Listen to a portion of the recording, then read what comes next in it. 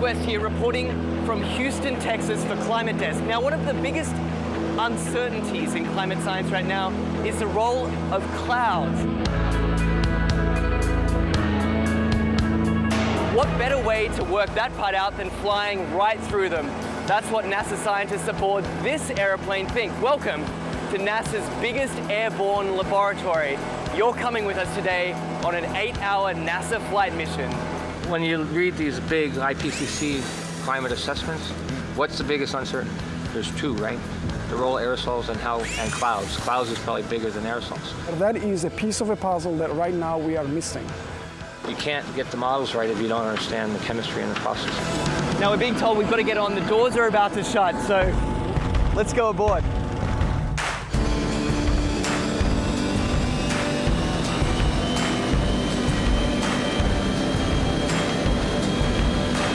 Every time you turn on the weather, every time you hear a climate change prediction, that information has to come from somewhere. And it starts by getting sucked out of the air from planes like this.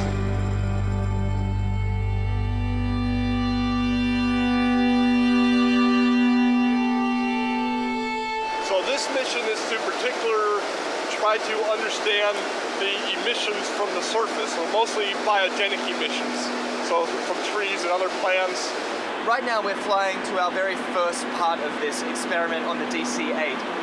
Over Arkansas, there's a particularly pungent bouquet of emissions that scientists are interested in measuring. Well, these emissions lead to both aerosols and to molecules that both destroy and create ozone. So these are very important things to understand for climate studies. How it will manifest itself, it will be in more accurate and more reliable predictions. So what we're doing is taking a series of flyovers, each at a different level of the atmosphere, scooping up those emissions, testing them, and hopefully scientists are going to see exactly what's in this column of air all the way up. The data that we collect in one flight can keep busy 60 scientists and students for 3 years, 4 years. We're still studying data from data collected 20 years ago. In fact, this particular mission today is its most heavily equipped in its nearly 30 years of service. Each one of these consoles here is a specially equipped scientific instrument designed to collect all sorts of different data in real time. And this instrument here tracks the sun. We're looking at mist chambers. They're used to strip soluble gases. This black line is the CO2. It's about 390 ppm right now. We're putting these filters in the bags that we've got the aerosols that we trapped out of a certain amount of air. And so we're sampling up here about 150 liters a minute. That ultimately flows back into the operational models. It flows back into what goes on TV every day. Anyway, I got to get this sample going. You do it. It's a busy man at work. We can't let him rest. Well, get this. We've just spent 2 hours crisscrossing this one cloud formation. In, back out again, back in again. Then they grow, and we track them as long as we can, and then we let it go. Even one cloud can hold a host of answers to the mysteries of climate change. The patterns of, where the clouds are, what type of clouds we see, what kind of weather systems they're associated with it, that'll all be shifting in a shifting climate, in a world with climate change. Then the big spark is this, is when we actually get the meat on the grill. And then it will be some time to process it.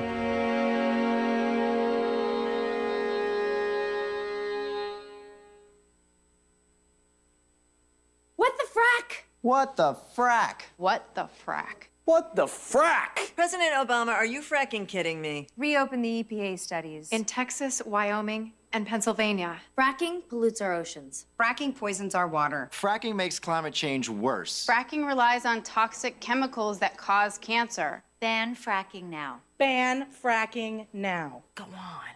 Ban it. Ban fracking now. Please.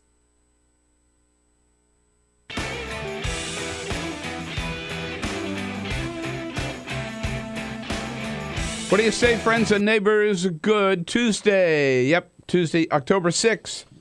So good to see you today. And thanks for being on board the Bill Press bus as we head out from Washington, D.C. to your town, your city, your state, wherever you happen to be in this great land of ours.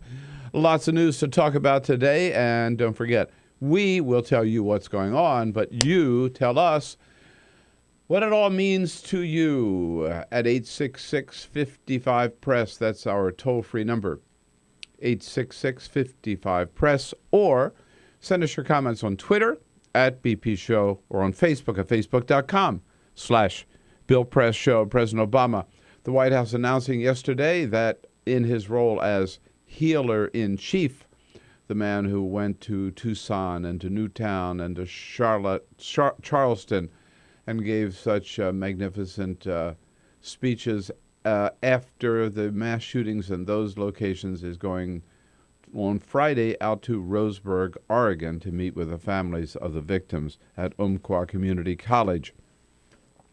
Meanwhile, on the campaign trail, Hillary Clinton making the link to Roseburg, coming out yesterday with a package of tough new gun proposals.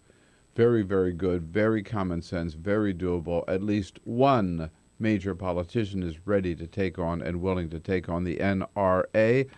Here in Washington, the Republicans in the House of Representatives are falling all over themselves. A big battle, as you know, going on, not only for the majority leader, but for Speaker, with Jason Chaffetz of Utah challenging the favorite, John Boehner's favorite candidate, Kevin McCarthy of California.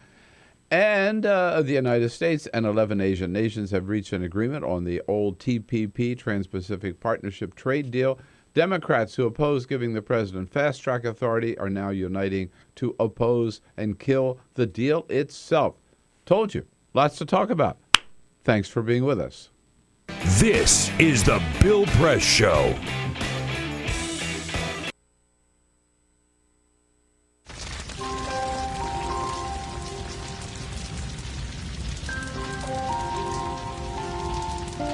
A single ember that escapes from a wildfire can travel more than a mile. That single ember can ignite and destroy your home or even your community. You can't control where that ember will land, only what happens when it does. Get Fire Adapted now at fireadapted.org. Columbine, Virginia Tech, Tucson, Aurora, Fort Hood, Oak Creek, Newtown. Newtown, Newtown. Newtown. How many more? How many more? How many more colleges? How many more classrooms? How many more movie theaters? How many more houses of faith? How many more shopping malls? How many more street corners? How many more? How many more? Enough. Enough. Enough. Enough. Demand a plan. Right now. As a mom. As a dad. As a friend. As a husband. As a wife. As an American. As an American. As an American. As a human being. For the children of Sandy Hook. Demand a plan. No more lists of names. It's not too soon. It's too late. Now is the time. Before we all know someone who loved someone on that list. No more lists.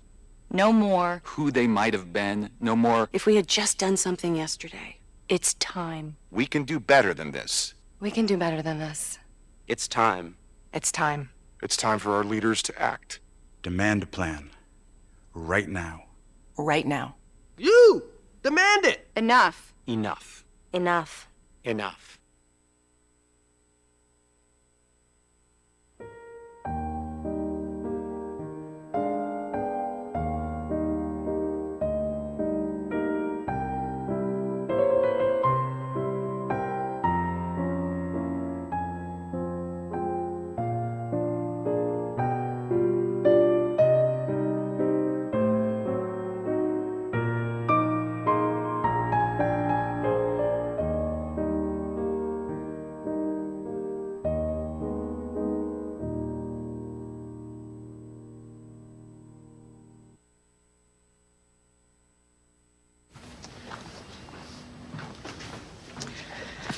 All right. I know this isn't any fun to talk about, but we should. Okay. So who's going to do what? I'll pack the dead batteries. Great. I'll only put what I don't need into a duffel bag. Perfect. That's totally unhelpful. No problem. Meanwhile, I will try to comfort everyone by speaking in a calm voice. And I'll try to get the generator going without any gas. Oh, let's not forget the cell phones, which probably won't work. Right. And who is going to handle supplies? I can forget to do a list for us. Thanks, pal. Well, I think we couldn't be any less prepared. I'm proud of you guys. Talk to your kids about who to call, where to meet, what to pack. Visit ready.gov/kids for tips and information.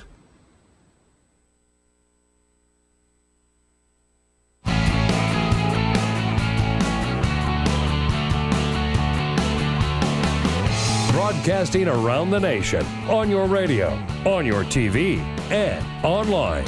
This is The Bill Press Show. All right, they reached a deal on the TPP, and if we couldn't kill the Fast Track Authority, now maybe we can kill the whole damn deal. Hey, hello, everybody. Here we go. Tuesday, October 6th. How about it? We welcome you to this special, one time only, Tuesday, October 6th edition of the Bill Press Show.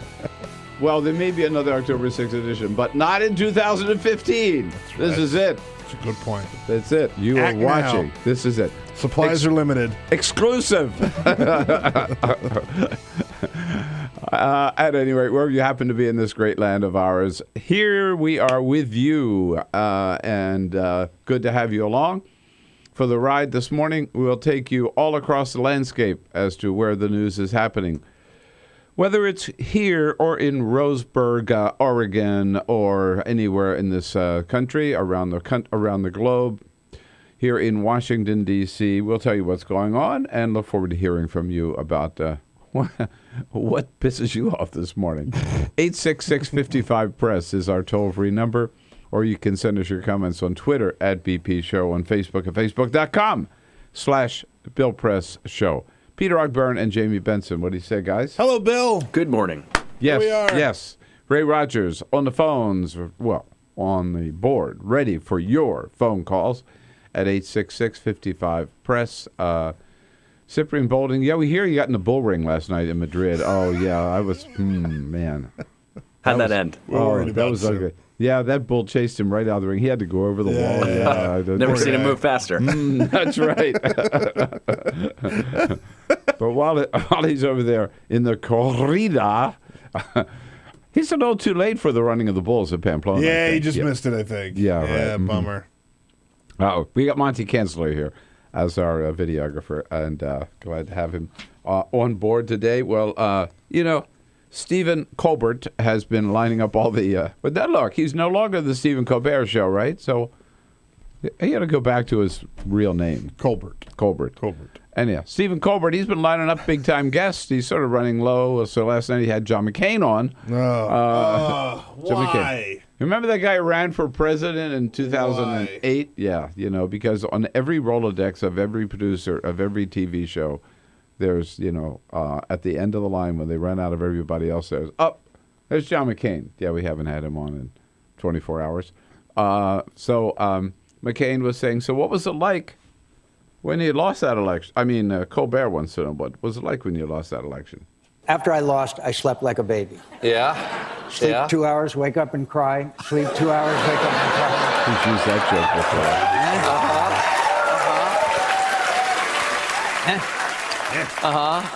Yeah, well, if you had won... Yes.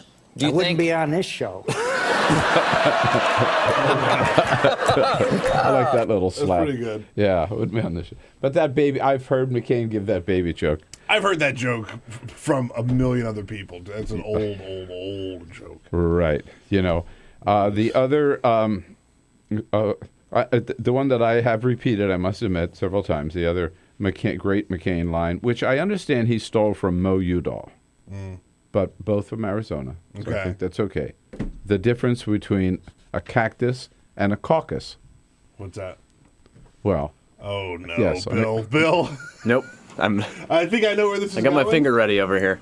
No, you're not to say that. What? On a cactus, the pricks are on the outside. Okay. Yeah. Okay, yeah. All right. We'll allow it. Yeah, that'll fly. John McCain could say it. I figured you were going there. Yeah, you're fine. That's all right. Yeah, I'm just quoting John McCain. Am I in jail yet? All right. Yet.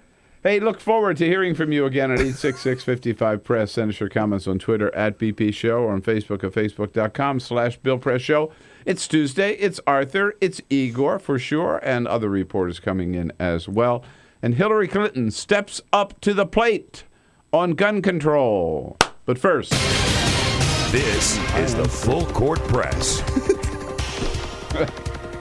Just a couple of other stories making news. Yeah. We go to Michigan, where a farmer was out digging his field in Michigan. You go to Michigan. Yeah. A farmer was out digging his field in Michigan, and he found something very unlikely, very cool.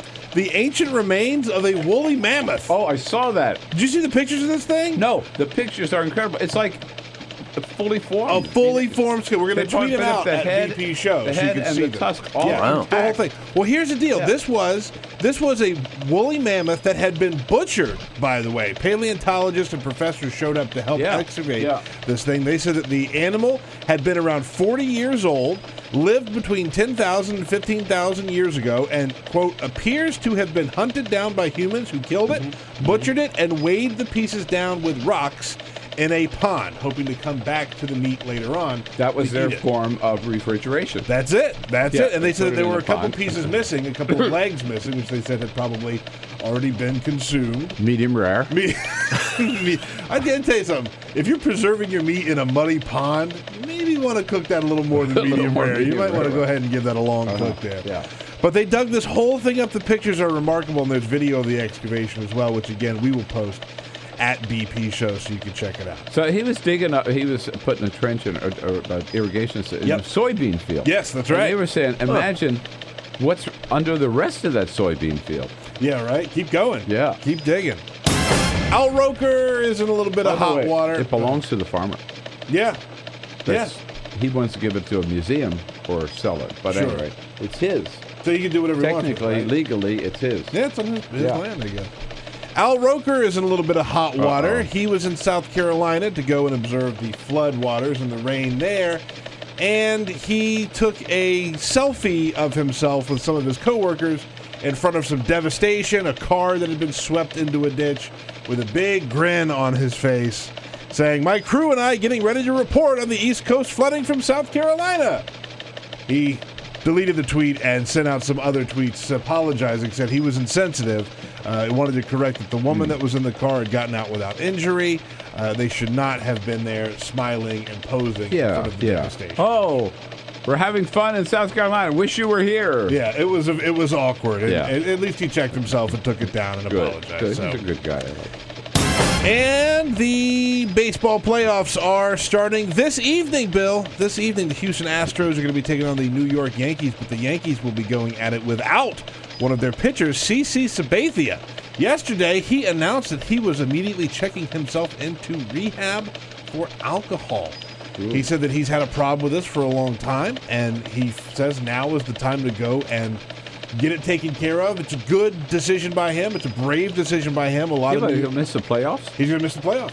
I was talking about this last night with our good friend Clinton Yates, and it takes a lot of courage to do this right before you go into the playoffs. New York Yankee He's a good pitcher. New York Yankee fan is not happy. And there have been a lot of fans who have come out and said, like, hey, man, wait until after the playoffs to go get help or go get treated. And well, that's because Yankees fans are horrible. Because they're the worst. So, yeah, because they're sorry. the worst. Good for him for recognizing it. Good for him for getting it under control. Exactly. But they are going to be going at the playoffs without him. So I mean, the question is whether he'll be able to pitch as well when he's sober. that's a good question. Yeah. Remember Doc It's a valid Ellis? Doc question. Ellis pitched a no-hitter on LSD several years ago. So, he's been at it for a long time. I'm not sure how much more effective he's going to be. I couldn't do this show sober. All right. Here we go. Indeed. Yes, yesterday, of course, we started out the program by lamenting the fact that in the wake of the Roseburg massacre out at Umpqua Community College, not one politician on Capitol Hill stood up and said, this proves we got to get busy and do something about guns and about gun safety in this country. Even President Obama, after his very moving statement in the briefing room last Thursday, didn't repeat his call for any new gun control measures. This time, he didn't even call for a national conversation on guns. It was sort of, and we talked about this a little bit at yesterday's briefing, one had the sense listening that President Obama had kind of given up, and although he really hasn't, but that was clearly the message that we got from Jeb Bush and Donald Trump. Jeb Bush saying stuff happens, and Donald Trump just saying, well, horrible things always happen, will always happen, so really there's nothing we can do about it. Hillary Clinton yesterday, finally, there's one national politician who stood up and said, we have to, and I'm willing to, take on the NRA and do something, especially to protect our kids. Again, as I point out I mentioned yesterday, and I point out in my column today in the Hill newspaper, check it out, thehill.com, we'll be tweeting it out a little bit later. Roseburg was the 45th school shooting this year in this country because of our cowardice to take on the NRA. We have left every school child, every college kid in this country an easy target for these fanatics who are able to go out because our gun laws are so lax and not just buy a gun, but buy multiple guns. A guy in Roseburg had bought 14 of them. And wreak havoc on these classes in classrooms and school buildings and kill so many people. At any rate, Hillary said, I've had enough. I've had enough. I'm a mom. I'm a grandmom. I want to fight this fight. I'm willing to fight this fight. And she came out with a very strong package yesterday. And she began by just taking Jeb Bush to task, not that his brother was any better, for his comment about stuff happens. Governor Bush said, yeah, stuff happens. No. That's an admission of defeat and surrender to a problem that is killing 33,000 Americans. It is a defeatist attitude that is unworthy of us, particularly on any issue, particularly this issue. Jennifer Hoppe was here from the Moms for Sensible Gun Control, action, Moms Demand Action, yesterday. We talked a little bit with her about the fact that I think the strongest force for change, the strongest force with the potential to bring about some sensible gun safety measures, which we so desperately need, are the moms and dads of this country. With all these school shootings, and that movement really started with the brave parents at Newtown, Sandy Hook Elementary School, who came down here to Washington and turned their grief into passion for new gun safety legislation walking the halls of the Congress. Such a black mark on this Congress that particularly Republicans in Congress, but some Democrats as well, just simply listened to them and ignored them. Here's Hillary talking about them yesterday. So many of the parents of these precious children who were murdered have taken the unimaginable grief that they have been bearing and have tried to be the voices that we need to hear. Obviously a little emotional as she's talking about that. So her proposal, her little package just includes these. All of these are doable. Renewing the ban on purchasing assault weapons, renewing that, which expired in 2004. Universal background checks, which includes closing the gun show loophole, which she believes, and she says she can do by executive action, doesn't need a vote of Congress. There's some question about that, but if she's right, that's a huge, huge step by executive order. Her package includes withholding guns from anybody who's been found guilty of domestic abuse. They're clearly violent prone. Also, this is a big one, allowing victims of gun violence to sue gun manufacturers.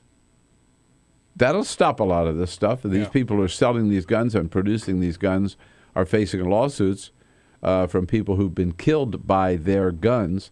And then she came up with another one, which I really like. Here she is talking about the fact, remember, as Jennifer Hoppy mentioned to us yesterday, 3/4 of NRA members are sensible gun owners who want to see some sensible, common sense restrictions on guns. And Hillary said they're the ones who ought to get together. Ideally, what I would love to see is gun owners, responsible gun owners, hunters, form a different organization and take back the Second Amendment from these extremists.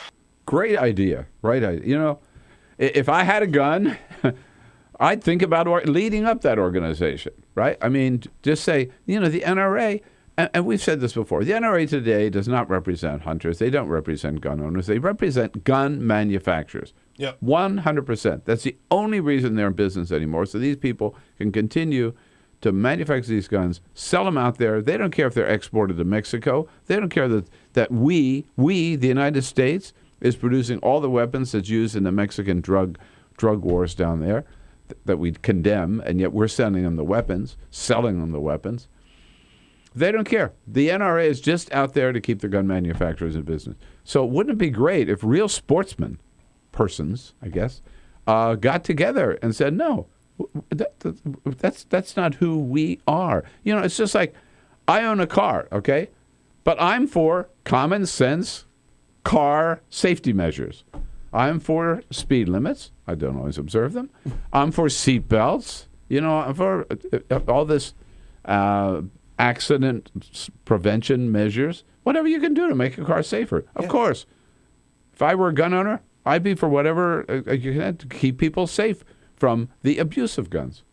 That makes sense. I mean, look at how protected they've been for so long. Yeah. I mean, just unfettered access to guns because these gun manufacturers have been so well protected by the NRA. So, Hillary, I think she's on to something. She is way out in front on this issue. On this issue, as I said yesterday, even out in front of Bernie Sanders.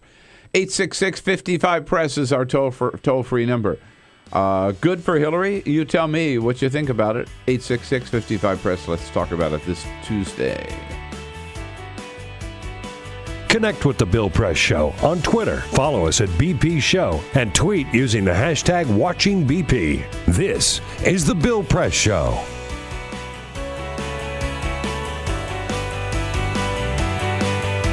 It's on us to stop sexual assault. To get in the way before it happens. To get a friend home safe. And to not blame the victim. It's on us. To look out for each other. To not look the other way. It's on us to stand up. To step in. To take responsibility. It's on us, all of us, to stop sexual assault. Learn how and take the pledge at itsonus.org.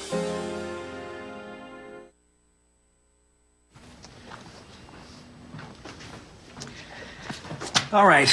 I know this isn't any fun to talk about, but we should. Okay. So who's going to do what? I'll pack the dead batteries. Great. I'll only put what I don't need into a duffel bag. Perfect. That's totally unhelpful. No problem. Meanwhile, I will try to comfort everyone by speaking in a calm voice. And I'll try to get the generator going without any gas. Oh, let's not forget the cell phones, which probably won't work. Right. And who is going to handle supplies? I can forget to do a list for us. Thanks, pal. Well, I think we couldn't be any less prepared. I'm proud of you guys. Talk to your kids about who to call, where to meet, what to pack. Visit ready.gov/kids for tips and information. Hey, Free Speech TV world, it's Mama and the Mooks here at the Stephanie Miller Show. Hello. Good morning. You know, Seinfeld was about nothing. I think the Stephanie Miller Show is about everything. A little bit isn't it? everything. Yeah, a It's little bit. kind of everything like thrown into a blender and we hit frappe. Right. With wine poured in. Right. Senators, fart jokes, politics, pop culture, entertainment. Drinking. Drinking, random stray thoughts. It's what all the hip kids are talking about. Yep. We have the smartest, funniest people in the country on this show, do we not? We absolutely do. Right? Our sexy liberal army of callers call in every day to tell us all about it. There you go. And some right-wingers that Travis particularly enjoys talking to. They're my favorites. Okay. You can watch us every weekday from 9 to noon Eastern or 6 to 9 Pacific, which is really early. But we still, we try to, we're still pulling in people like Rob Reiner, Lily Tomlin, Frangela, you name it. You can only get it here at the Stephanie Miller Show. Mama, Mooks, fancy celebrities. And everything. And fart jokes. Free Speech TV.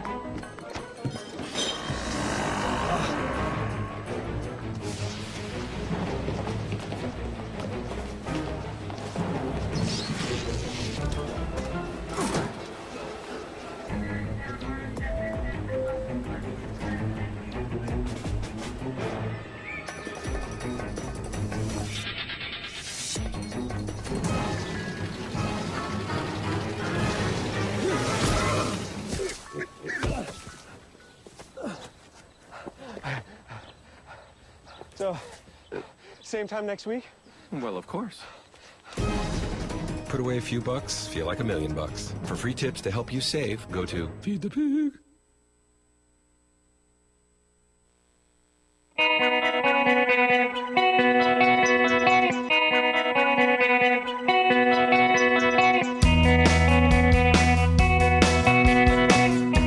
This is the Bill Press Show. 27 minutes after the hour, Arthur Delaney from Huffington Post coming up next. We're talking about Hillary Clinton out with a strong package of gun safety measures proposed yesterday. Ike down in Charleston, South Carolina. Hello, Ike. Good to have you with us. I hope you're okay with all this flooding down there. Yeah, good morning. As a side note, I just thought I'd let you know, Peter, I moved all the plants out of the Bill Press Memorial Garden. They're all safe. Oh, good. Good. Make sure they're dried out for me when I come back. There you go. Listen, responsible gun owners out there, they should have no problem with stronger background checks. And I think we need to bring a law enforcement component here, just like Willie was talking about in the commercial break. Quit locking up the marijuana users and make room for these people that want to have guns that they shouldn't have. If you get caught in my world with an illegal gun that you're not supposed to have, I'll give you 25 years and you'll do every day of that 25 years. If we start making it pay so bad to the point that those people realize what they're going to do, by God, they'll quit. You know what, Ike? Absolutely. Excellent point. Yeah, take it away from the nonviolent pot sentences and put it on the illegal guns. This is the Bill Press Show.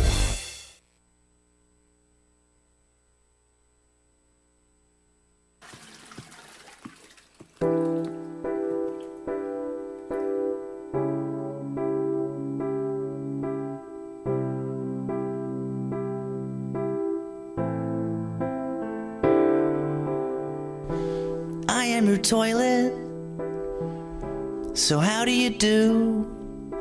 I take away your wee and the odd number 2.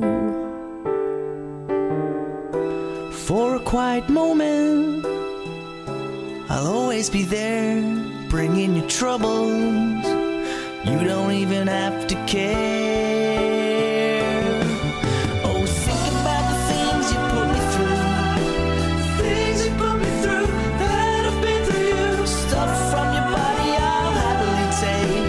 Liquid or solid, whatever you make. When you think of all the things that I do, it's time to say thanks to your Lou. If I wasn't there anymore, you can only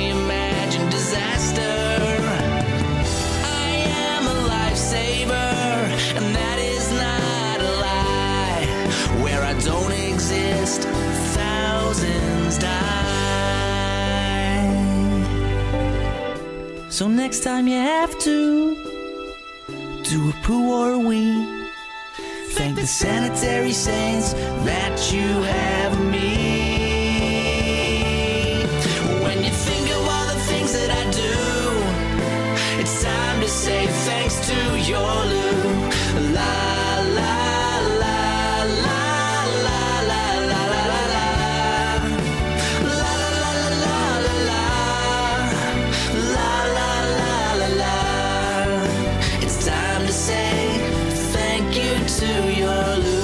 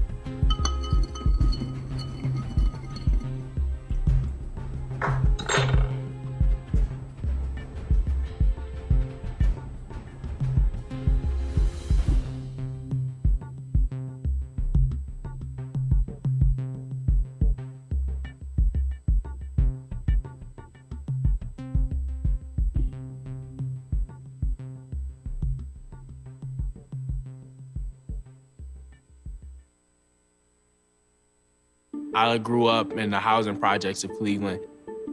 I didn't even know that life could be any better than it was. Education for me has been a way to get away from the agony of what was normal life. I want to be able to impact the community, not just look back on where I came from, but to reach back to where I came from and pull some people up with me. My name is David, and I am your dividend.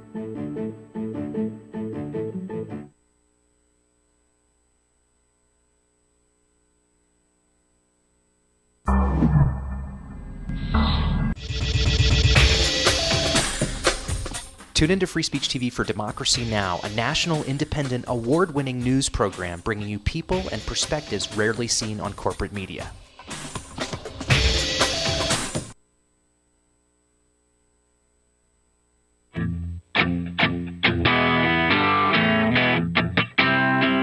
Seen on Free Speech TV and online on Talker TV. This is the Bill Press Show.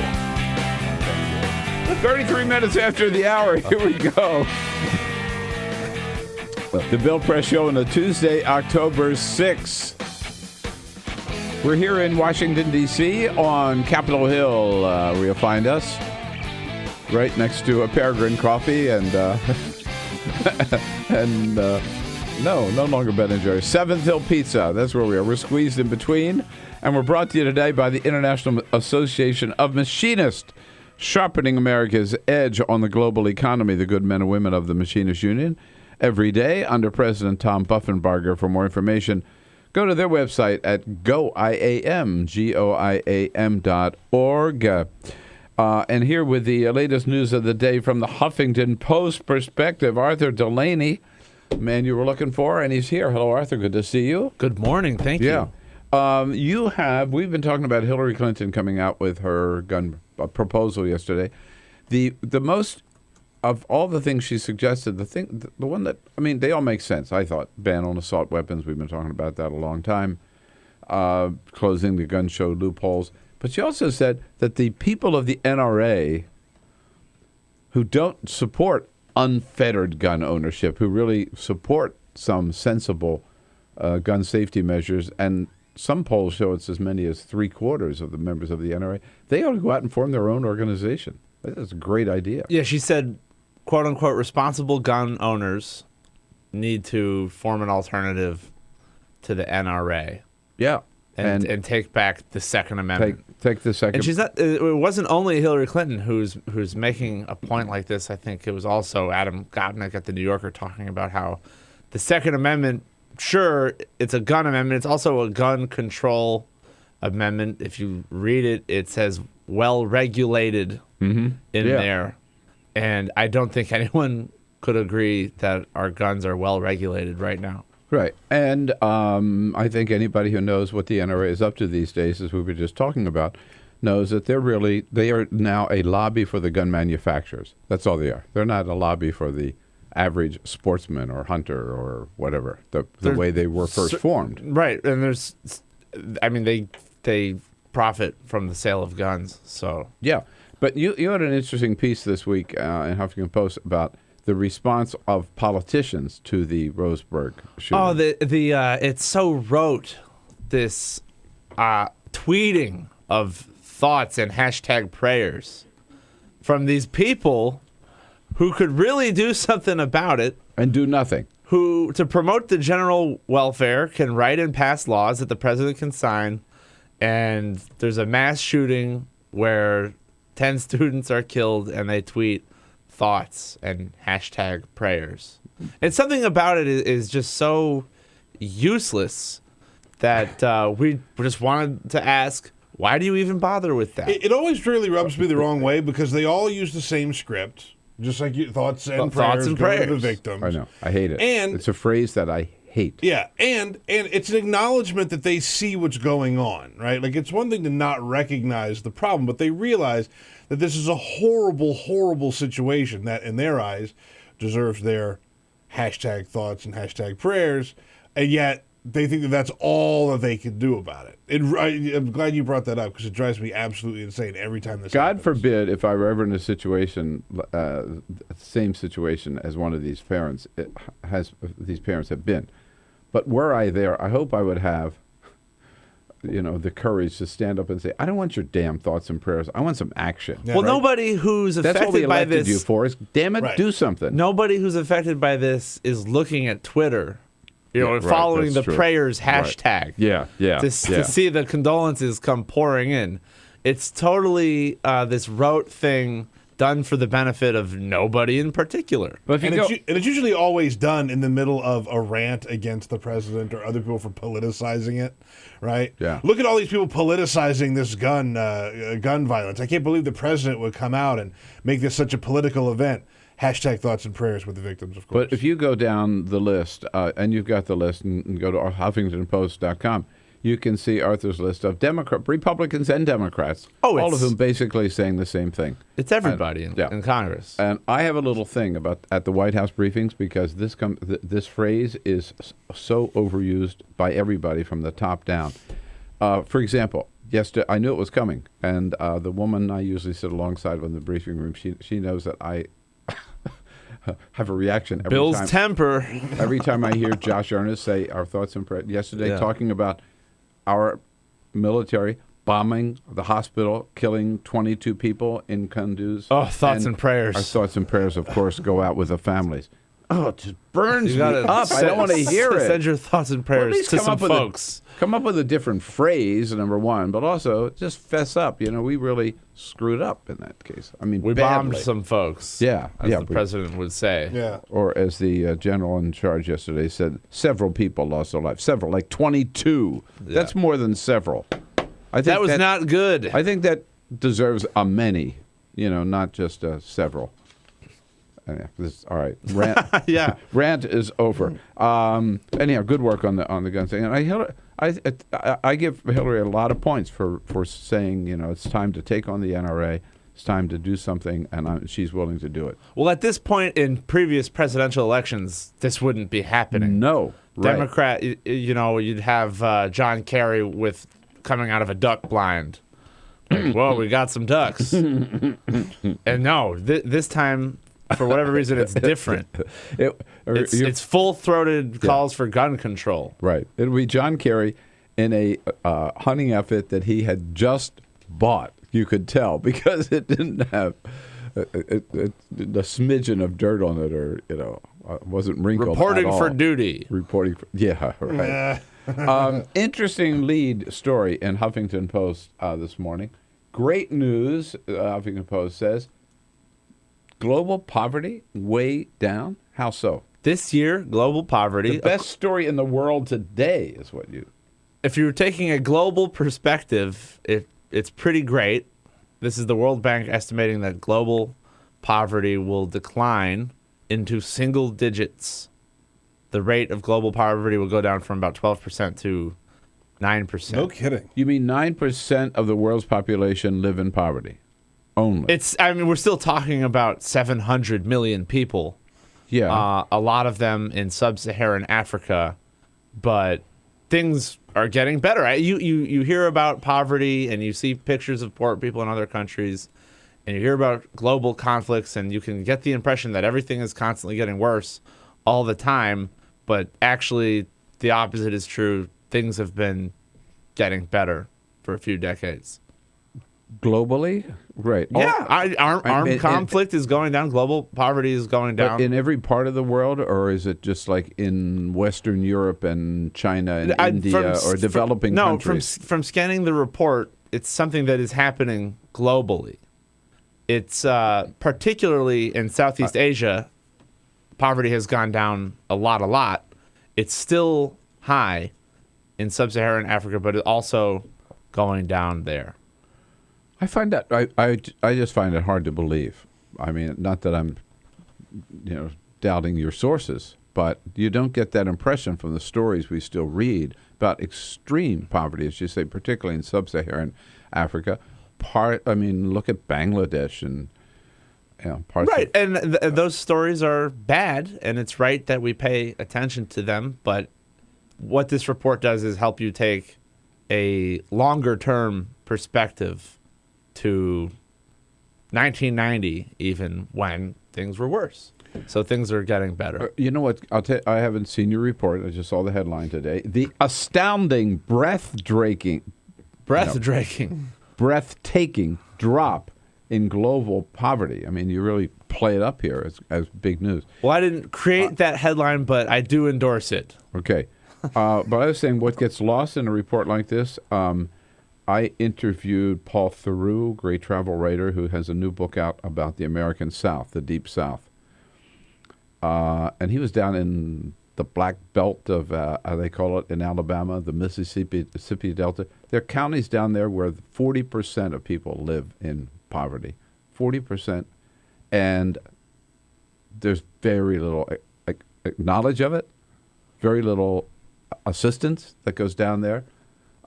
He makes a big deal of the fact that, we might be sending $700 and some billion to sub-Saharan Africa, and we don't send that much. Whatever it is, right? Millions and millions of dollars, right? Yeah. These countries are getting to alleviate poverty in those countries, and nothing to the American South. Well, or very, very little. I happen to be reading up for a story about a wake-up call this country had in the 1960s over extreme poverty in the Mississippi Delta. Yes, when Bobby Kennedy went down there and put it on the map. Nobody's talked about it since. People were literally starving to death at that time, yeah, but aren't now. I mean, this is when you have a longer-term perspective, you see that even though you have 40% rate of poverty now, at least it's not the starvation, the actual dying of starvation that there was 50 years ago, which is not to excuse it, but just to help illustrate why this World Bank report might be so surprising. If you go back half a century, things have gotten better since then, even though they might be still so terrible. All right. And we have, you're from the South.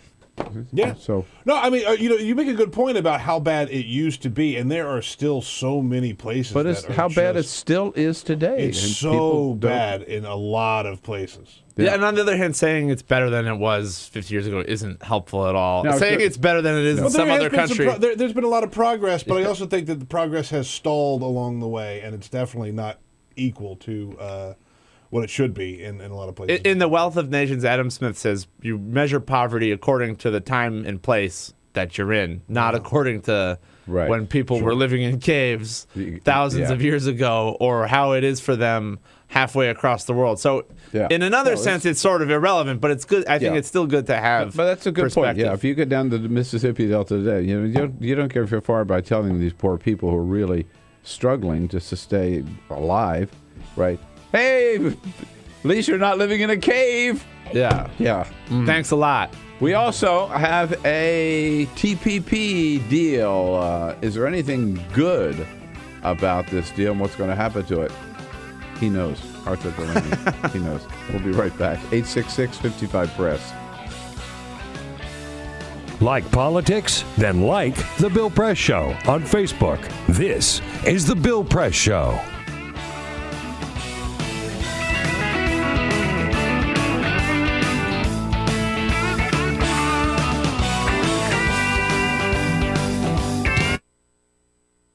The average text takes your eyes off the road for nearly 5 seconds. At highway speeds, that's enough time to travel the length of a football field. Stop the texts. Stop the wrecks. How I've been affected by gun violence over the years is through deaths of friends and family members and associates. When I was 5 years old, I was held at gunpoint in a home invasion. I've gone to the juvenile detention centers and I've met dozens of young kids, babies really, who have been affected by gun violence. Directly, I've lost a few friends, but I think why this touches my heart is having children of my own. You know, I've been at parties where, you know, I had just left the party and, you know, maybe 10, 15 minutes later, you know, I heard that, you know, somebody got shot and didn't make it.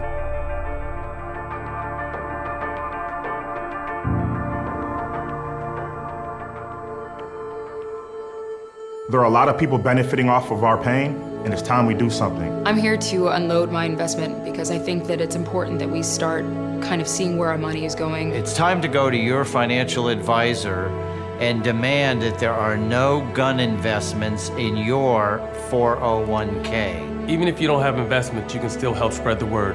This is something everyone can do. So if you push your people that have 401ks, it might be your grandma, it might be your cousin, this effort can make a big impact.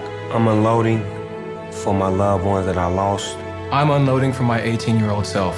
I'm unloading my 401k for the future of my children. I'm unloading. I'm unloading for my family and their future. I'm unloading so that my daughter can grow up in a safe, loving world. Unload and join the movement. Use hashtag I'm unloading to pledge your support for gun-free investing.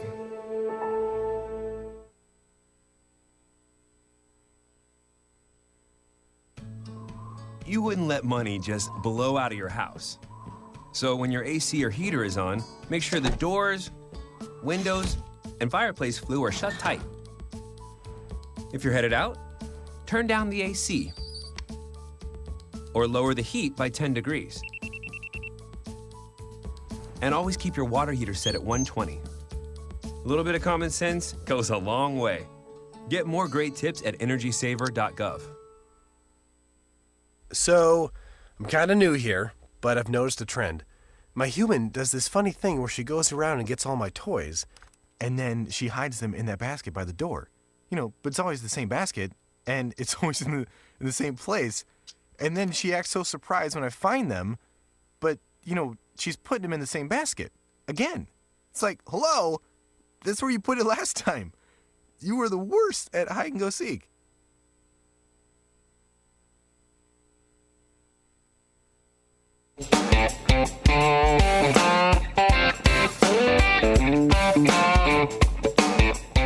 Streaming live video right now at youtube.com/TalkerTV. That's TAWKR-TV. This is The Bill Press Show.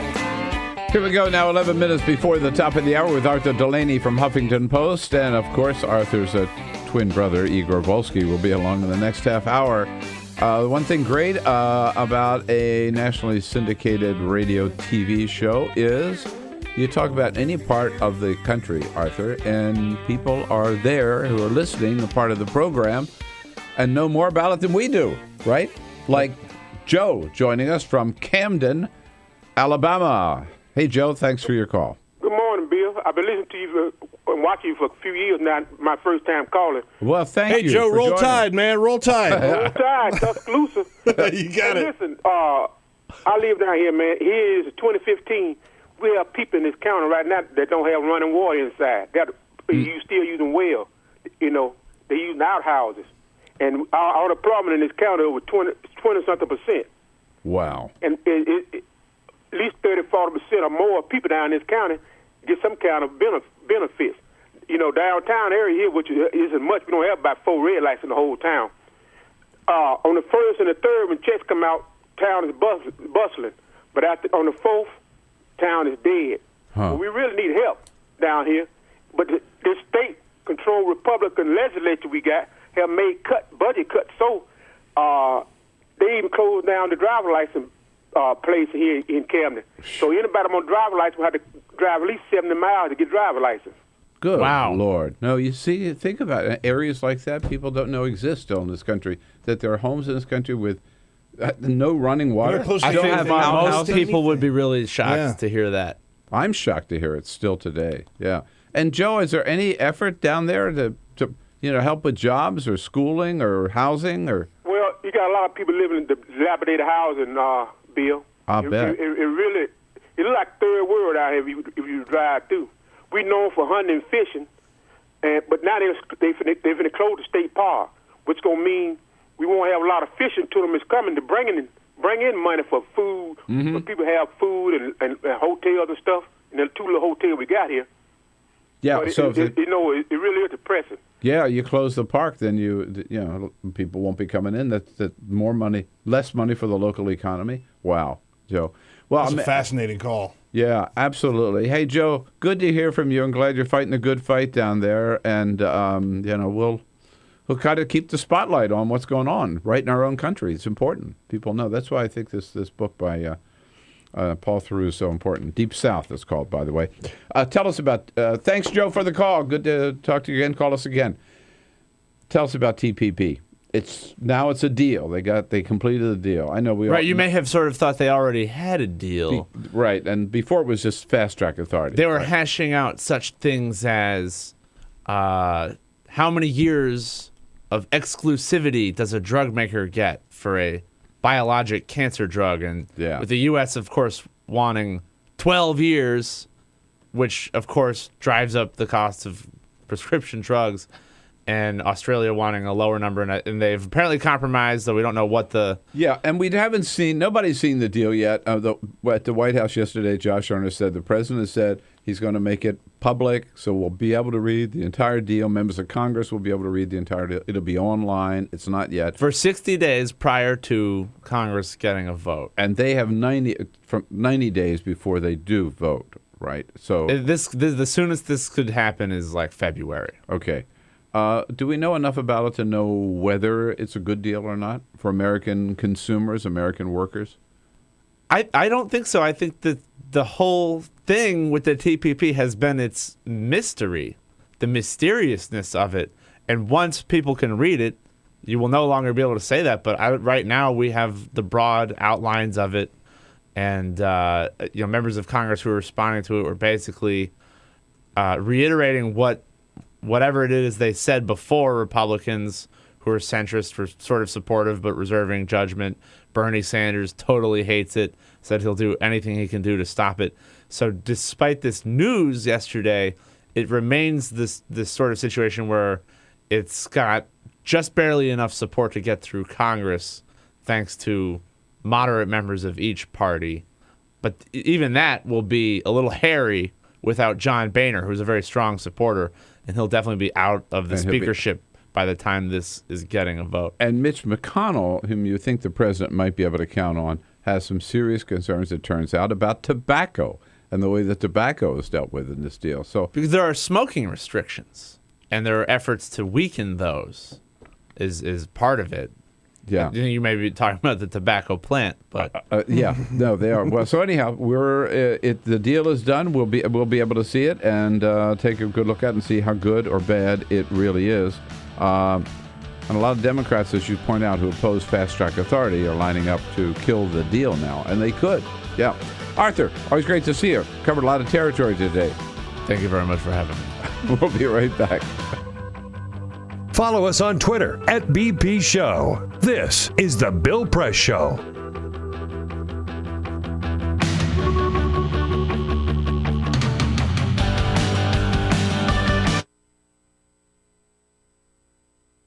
We came here to Foster City, where we're going to watch UC Berkeley, a University of California SWAT team, do a hostage rescue scenario.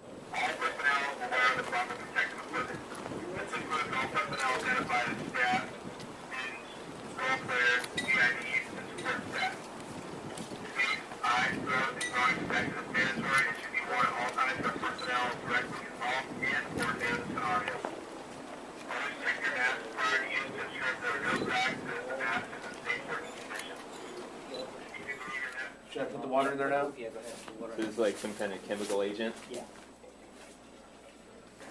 Copy, we're ready. I'm gonna get shot. I already know it, dude.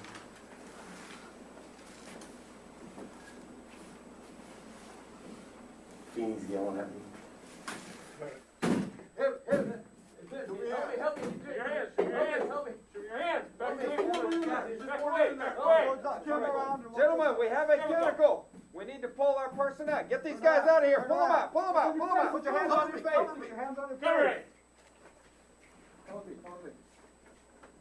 Keep him covered.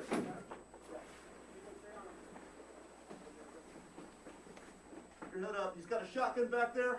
That's all right. Keep his hands up where we can. Hands on your face. Hands on your face. On your face. Someone cover me. I got a holster up, bro. Okay, pull him around the corner. Pick him up. Get him out of the building. Quickly. We've got this. Let's get that guy out of there. You, come towards us. Keep your hands on your face. Turn around. Face away from us. Back towards us. Quickly. Back up towards me. Quickly. Pull him out of the room. We're exfilling, Billy. Yes, we are exfilling. It was actually around 92, 94. There was an attack on the chancellor at his residence, which is on campus. And we realized at the time that we didn't have any resources to deal with that kind of threat when it took place. So, and I think about 15 years before, they had some kind of semblance of a SWAT team. So they regenerated the idea of activating a SWAT team. And then since then, you guys have kind of branched out to doing what kind of stuff? Well, since then, we train for everything. We train for every eventuality, barricaded subjects. Like I said, most of what we do is high-risk warrants.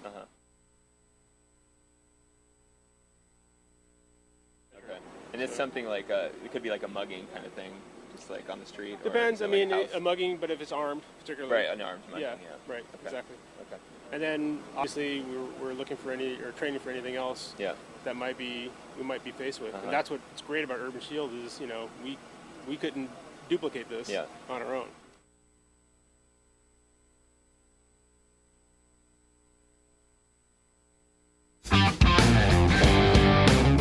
This is the Bill Press Show. Yep, all the way from Camden, Alabama to San Francisco, California. We are here, the Bill Press Show. Yep.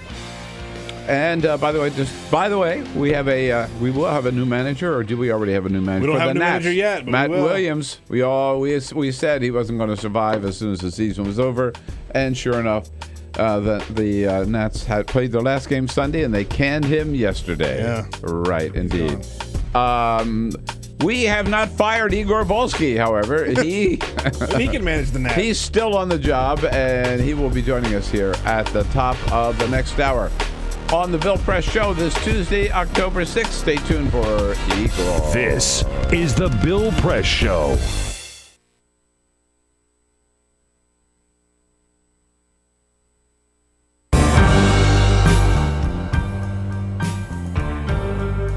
I'm a Piston fan. Their slogan was, "We come to work." That's what Detroit about. That's why they used it. It's a team thing. They won 2 championships, a team. There was no star. No mayor can come in here and be a star. It's a team thing. No governors can come in here and think you can do it by yourself. It's a team thing. You got communities. They got ideas, too. The only thing wrong with Detroit, people have lost hope here. Residents, city workers, so much corruption. They lose hope. But I grew up here. I love this city. I think it can come back.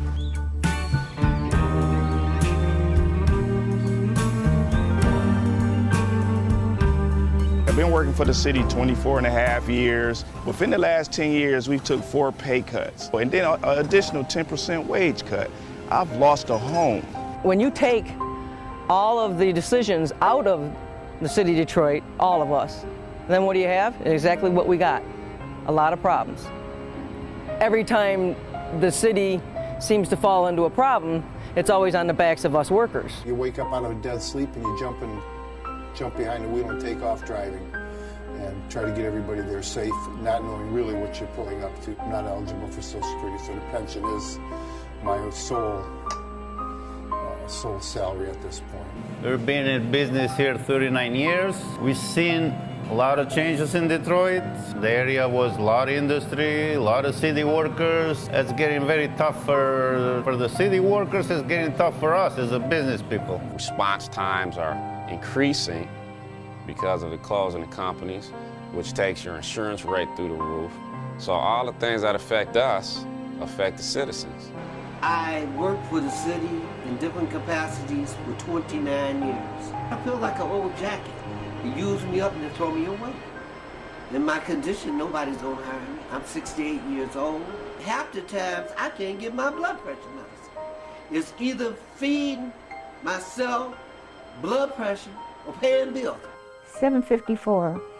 By the time they take all the deductions for I have my car insurance, my house insurance, and my health insurance taken out. So the time they take all that, I'll get about $300 after they take all that out. I don't understand it. I can't see how the governor is allowing this to happen and what they're doing and they want to blame it all on the seniors. Not only the seniors, but the city workers. And we worked hard. I know I worked hard. I've been in Detroit since 1946. I was 14 years old when I came in. I don't live large at all. I wish I could. I don't know when the last time I've been shopping. I only get $1,100, and I'm 81 years old, and I need every penny that I can get and that I do get. And I'm very, very upset about the idea of them taking away my pensions that I worked 30 years for. I think it's terrible that they talk about Detroit like they do, because Detroit has been very good to me. I have a lot of city workers coming in with their uniforms on, Detroit Water Department, Police Department, Fire Department. I get a lot of people, the Border Patrol come in. So if I lose that customer base, I'm going to be in a position where I might have to close down. If they take away their pensions, if they start cutting jobs, it's going to cut into a large percentage of not only our business, but other businesses that are in the city of Detroit. We're here. We've been here for 26 years. We're still trying to do business in the city. Detroiters are survivors. They tough. They adapt. But only can do so much when your politicians ahead of you and we're not on the same team. We're not going to let Detroit be erased, bulldozed, or wherever. We're going to fight to the bitter end. Detroit going to survive.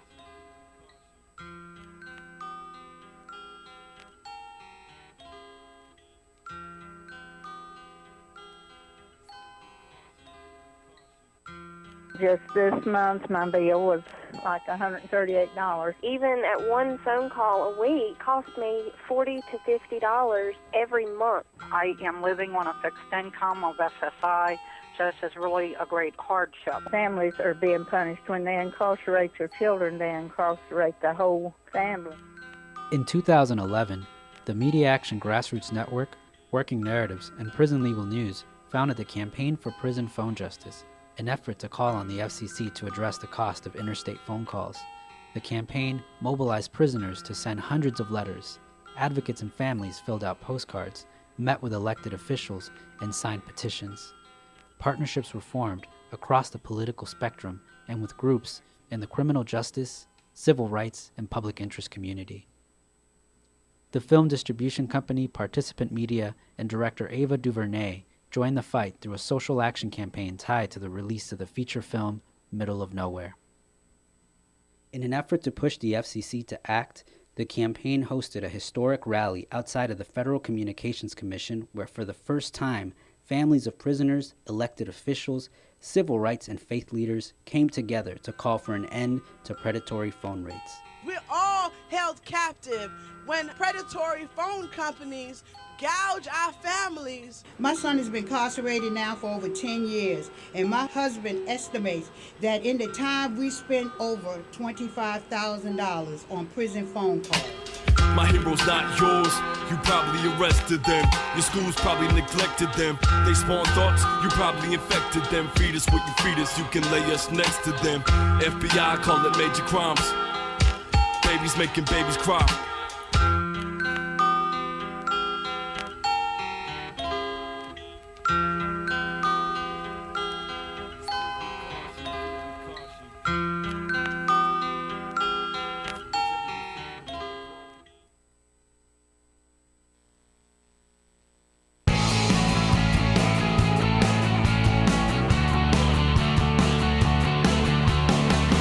Broadcasting around the nation, on your radio, on your TV, and online. This is the Bill Press Show.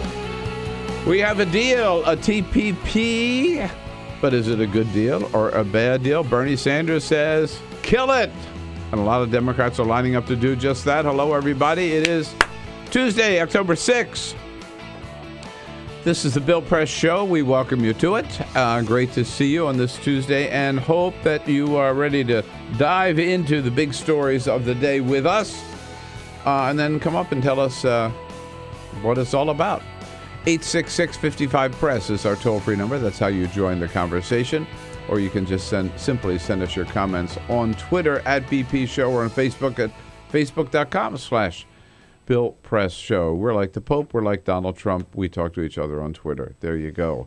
Igor Volsky joins us at the top of the hour for all you Prince Igor fans from ThinkProgress, of course. Hello, Igor. Nice to see you. Good morning. You raced out of here last week to do your Donald Trump sock yes, puppet if video. you would have asked, I would have brought it with me here. We would have done a little Donald Trump sock puppet segment. Well, there'll be further opportunities for that. Yeah. But yes, you should all check out at ThinkProgress it was a the good Donald piece. Trump sock puppet. Thank you. We liked it. And you're here with our team, Peter Ogburn and Jamie Benson. Hey, guys. Yes, good morning. Right. Ray Rogers on the phones, 866-55-PRESS. Don't forget the toll-free number. And Monty Kanzler on the video cam. And we have, the polls, a little change in the polls yesterday, which Jimmy Fallon talked about last night. Oh, yeah. Donald Trump used to be the most admired. Oh. In the Republican primary. Sounds like the setup to a now, yes. Now, Ben Carson has Edging inched up, out number yeah. one. Yeah, which has, you'd be surprised at the result of this. Here's Jimmy Fallon. This is interesting. Here, a new report found that Donald Trump is no longer the most liked candidate on Facebook. And Ben Carson now has the most likes with over 4 million. Yeah. You can tell Carson was pretty excited because when he found out, he actually opened both eyes. That's so true. It is so true. He's a sleepy so guy, true. man. I don't understand. That's why I don't understand the appeal. It's just so calm, so sleepy. It puts me to sleep. I'm happy to be at the top. So happy. Which reminds me, we haven't yet seen the lip syncing for the second debate. Oh, we haven't. Yeah, the bad lip reading. It took a long time this time. Yeah, well, check it out. Maybe it's up and we just I haven't seen it. They did it for the first one, but I don't think they did one for the second one. Hilarious. You would have seen it by now. I can't wait to see the Democratic lip syncing. The bad lip reading? The bad lip reading Yeah. with Hillary and O'Malley and some guy named Jim Webb. I mean, it's going to be great. And don't forget Bernie, and don't forget Joe. Oh, Joe. Well, he could be there. He could decide. He could decide. Who knows? Maybe we'll have to wait a couple more weeks. He could decide Tuesday morning and still be on stage. That would be the He's ready. He's that would always be the ready. classic Joe Biden, wouldn't it? Yeah, absolutely. So Igor is with us, and reporters coming up from a whole bunch of Media Matters and different places in the National Journal later in the show. But first, This is the Full Court Press. Just a couple of other stories Yes. making news yesterday. Governor Jerry Brown of California signed into law a piece of legislation that made California the 5th state to legalize assisted suicide for terminally ill patients. Very good big for my governor. Yeah, it's a very, very big step. The way that this works, of course, is if you are terminally ill, a doctor can prescribe lethal doses of medication to the way the law is written. It says mentally competent adults expected to die within 6 months. So they have some control over their fate there in California now, thanks to Jerry Brown. Again, they're the 5th state to legalize such a law. I was having coffee yesterday afternoon with a person very close to Jerry Brown who brought that news from Sacramento. Oh, nice. He told me, and I said, "What? I didn't know that." She said, he was signing it right at this minute. Oh, she wow. had the tweet from him saying, "I'm going to sign it." Yeah, oh, cool. Great. Yeah, so. Yeah. Good deal. Scandal is brewing in the magazine industry. Cosmopolitan put out their new magazine, and on the cover they have a picture of America's First Family. Yeah. That's the way that the headline is written, and it is a photo of the Kardashians. I was going to say, that doesn't look like Obama. Kris Jenner, Kourtney, what is it, Sleepy, Grumpy, all and of them. all those fake lips. All those fake lips. I don't know all their names. Where's Caitlyn? Caitlyn's not on this. By the way, on my way, I should mention this. This is so appropriate. On my way here to the show, I read big news, Google News reporting that Kylie Jenner wore Spanx. Oh, wow. Now we know. Spanx. Now we know. Now we know. Well, here's the thing. Not everybody is happy with this headline. Thank you for bringing that news. You're to the very program. welcome. Yes, Yeah. Not everybody's happy with this headline, America's I'm not happy First with Family. it. If they're America's First Family, I'm going to Canada. Well, Ebony magazine, especially not happy about it. They tweeted out a photo of the Obama, Sasha, Malia, Michelle, and Barack Obama. And it says, "We love our first family." They think it was a slight on the actual first family. So Good move, Ebony. yeah, good move, Ebony. Yeah, I mean, come on, the Kardashians. They're not my first family. But You're has right, I Michelle agree worn with Spanx? you. When will we find out? That's the real question here. NFL football last night, the Seattle Seahawks taking on the Detroit Lions, and it came down to one final play. And the Detroit Lions fumbled the ball on the half-yard line to lose the game. 13-10, the Seattle Seahawks ended up winning. It's a controversial ending because after the fumble, one of the Seahawks players batted the ball out of the end zone, which should have given the ball back to the Lions, but the referees gave the ball back to the Seahawks, and that was the end of the game. The poor Detroit Lions are the only team left in the NFL who have not won a game this season. Wow. So, Igor, how do you feel about that, Igor? Igor, did you watch all 4 quarters last night? I had to go to the show. I went to bed early, but I'm happy to hear they still haven't won. I mean, Detroit still winless. At some point they will. They should have given them that game last night. Just out of pity? Seahawks are 2-2. They've gone to the last 2 Super Bowls, and they're not having the greatest season. Thank you, Peter. Yes, indeed. Back to the big news of the day. The Spanx. Do you want to go back to that? Yeah, right. We started yesterday. I'm so sorry. Let's bring it up a little bit. It was just right there in Google News. I couldn't help it. Good. Thank you. All right. You already reported it. Don't bury it. Or do bury it. So we started the show yesterday by lamenting the fact that not one politician was willing to stand up after the shooting at Roseburg, Oregon last Thursday and say, now maybe we finally can get serious about gun safety. But Hillary Clinton stepped up to the plate yesterday, big time. To her credit, she's been talking about gun safety since the Charleston shooting in July of 2015, right? June or July. And so this has been a part of her stump speech. Yesterday, she flushed out a plan of what exactly she's going to do. Pretty specific proposals. Pretty specific and fairly aggressive, saying that if Congress doesn't plug some of the loopholes in the background check law, that she's going to use executive action to change some administrative definitions and ensure that certain gun sellers who sell without a federal license are considered federal sellers for the purposes of legislation and thus have to screen all of the people who buy a gun. And look, I thought, why hasn't Obama done this? If this is in fact within his executive purview, maybe there's some lawyers disagreeing on whether or not he could go this far.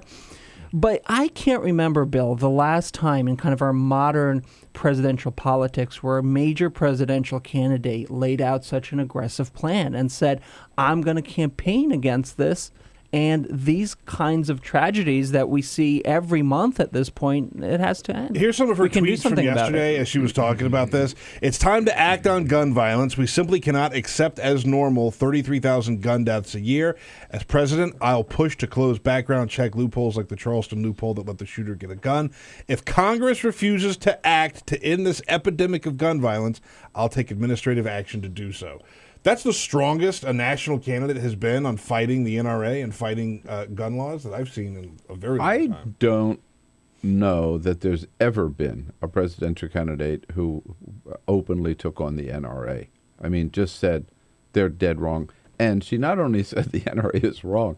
What I loved, Jamie, if we have that where she talked about, she called on the non-crazy members of the NRA to form their own organization. Here's how she put it. Ideally, what I would love to see is gun owners, responsible gun owners, hunters, form a different organization and take back the Second Amendment from these extremists. Yeah. And the polls have shown three-quarters of the members of the NRA would support universal background checks, better locks on guns, all kinds of other very sensible approaches that say you can have a gun for hunting and whatever else, but let's make sure that gun is kept safe and that people who can't handle a gun don't have access to a gun. Right. Or the number of guns. The fact that this nut in Oregon had 14. Right. At any rate, very bold, I think, on Hillary to take her part. And that sets her on that issue ahead of anybody else.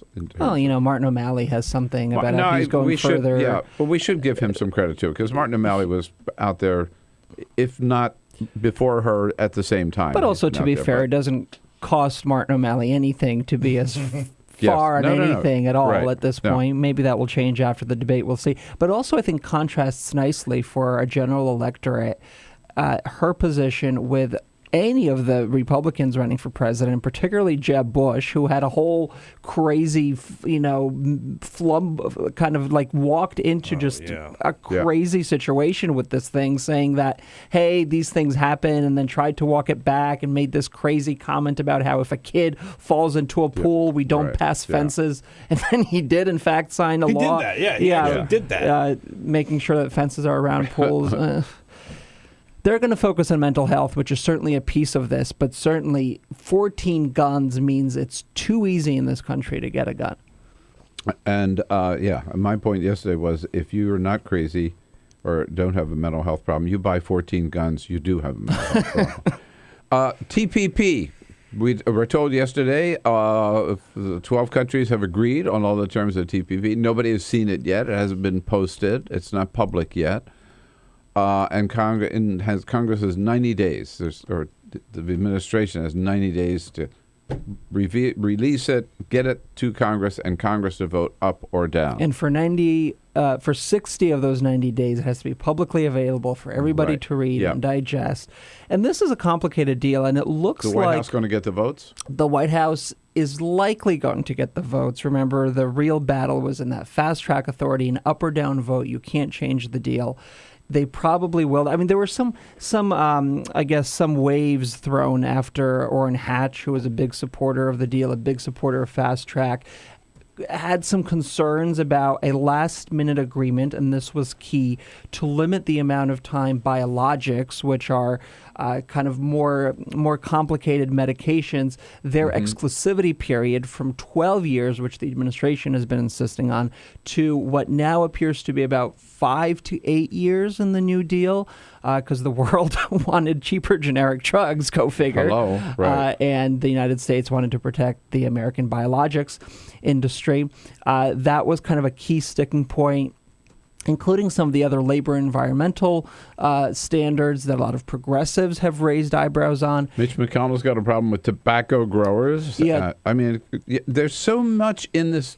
Well, it's so complicated. It's so big. Everybody it's can 40% find something of the wrong economy. with it. Yeah. So you can certainly pick and choose. And as we saw with the Iran deal and the Affordable Care Act, if you latch on to a certain provision and you hit it over the head, you can have all kinds of, big clashes about it. But because this is an up or down vote, because it has to happen within 90 days, because it's such a major trade agreement that Republicans generally support, it took about 8 years to put together, my guess is that it's going to pass.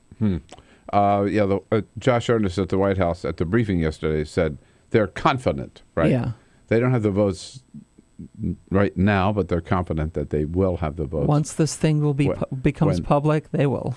But you know that Rosa DeLauro and others who were leading the fight against Fast Track Authority are going to lead the fight now to kill the whole deal. Yeah, well, there was an interesting report that there was a side deal on labor regulations with Vietnam and 2 other countries that have the worst labor records, that says that if they don't enforce the labor provisions in the TPP, that they can kind of rescind a lot of the trade privileges. We'll see how real that is, because as we learned from past trade agreements, the question is who's enforcing it, how are they enforcing it, and what are the consequences for going after labor leaders, which a lot of these countries have done in past deals, regardless of what they said, and whether or not there's any actual teeth to a lot of the so-called new standards that this trade agreement would put into place. So Hillary Clinton is out in front with a strong package of gun safety proposals, and the TPP soon coming our way. Soon you'll be able to click online and read the whole damn thing, which we could not do while we'll do a live reading here on the show.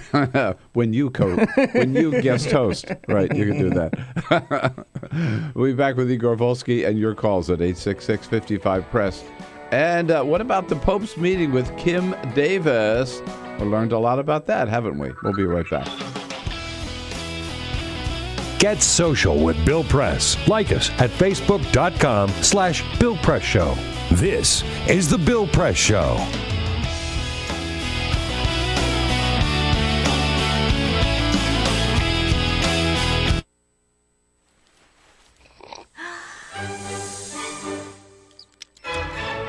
When I started learning about nutrition, about which, by the way, much less is known than you might think, I learned that what mattered most about one's health was not necessarily the nutrients, good or bad, that you were consuming or staying away from, or even the calorie counts, but what predicted a healthy diet more than anything else is the fact that it was being cooked by a human being and not a corporation.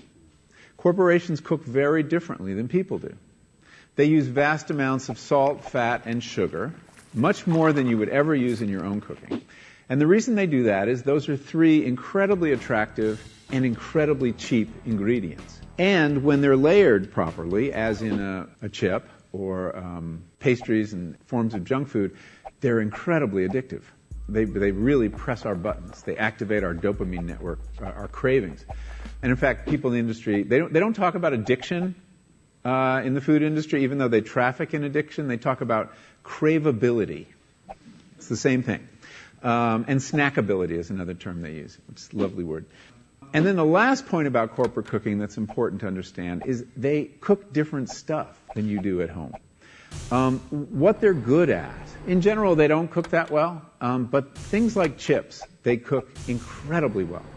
And here's a classic food that if you make it yourself, if you've ever made French fries, you have to wash the potatoes, you have to peel the potatoes, you have to slice the potatoes, you have to fry them in a lot of oil, you have to spatter your entire stovetop, you have to clean up, and then you have this pot of oil you have to get rid of. I mean, it's really difficult, and it's a pain. They're wonderful, but it's a pain. And if you make them yourself, you'll only eat them every 6 weeks, 2 months, because it's too much work.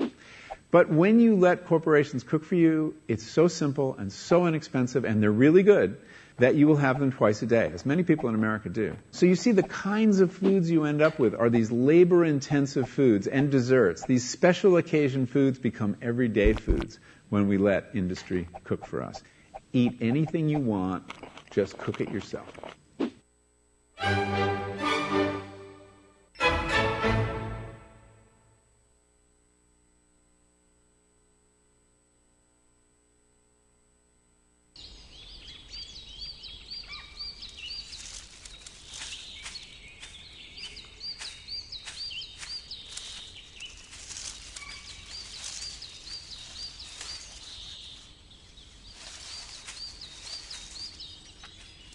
At Earth Justice, we defend the environment in the courtroom.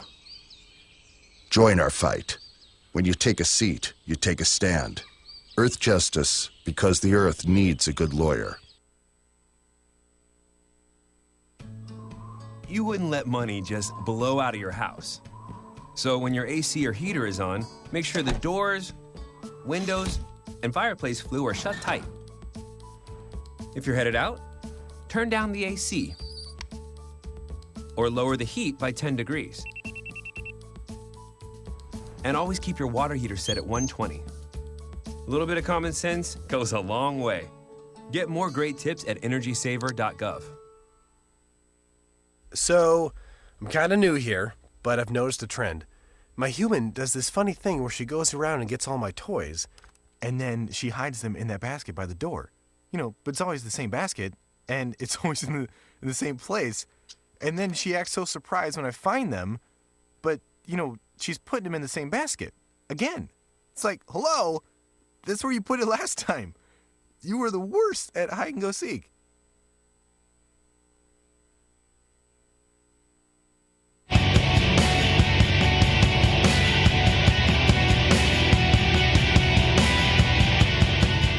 The most valuable morning radio show, according to The Nation magazine. This is The Bill Press Show. 26 minutes after the hour, Igor Volsky from ThinkProgress, thinkprogress.org.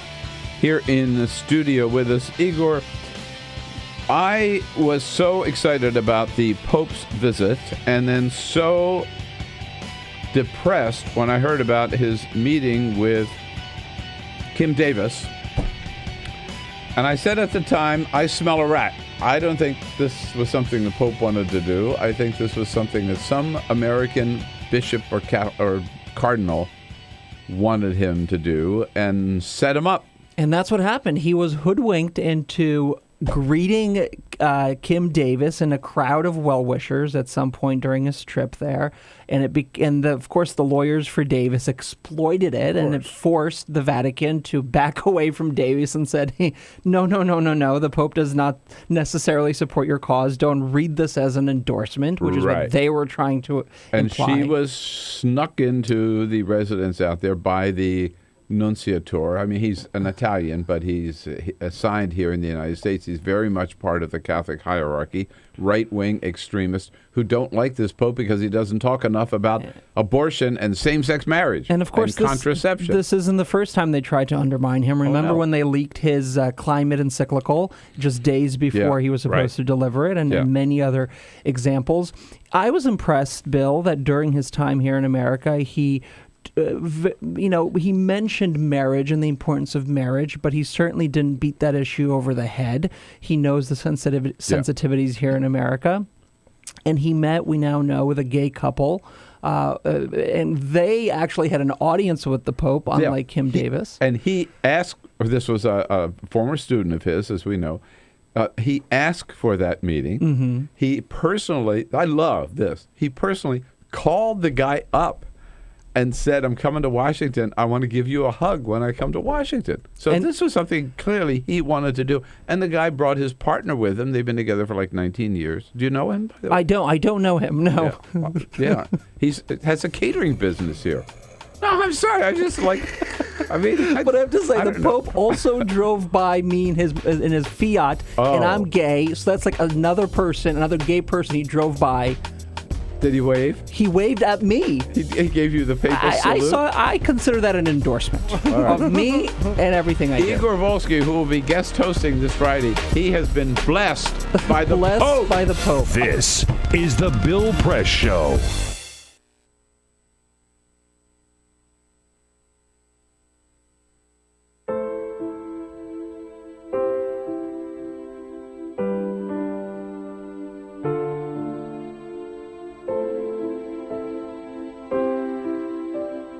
I have run these canyons for 6 million years.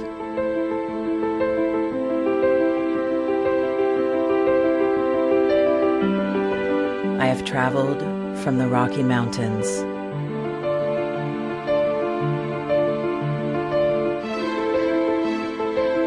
to the deserts, through scorching heat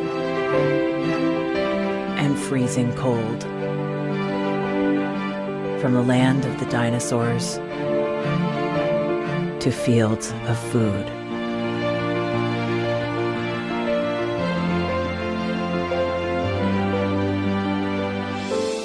extend my hand to 7 states, 2 countries, 9 national parks, and 36 million people across an arid West.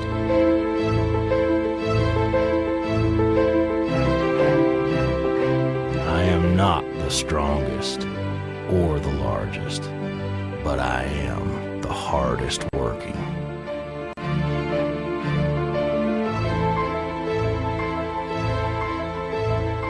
People love me. My playfulness, My beauty. my power.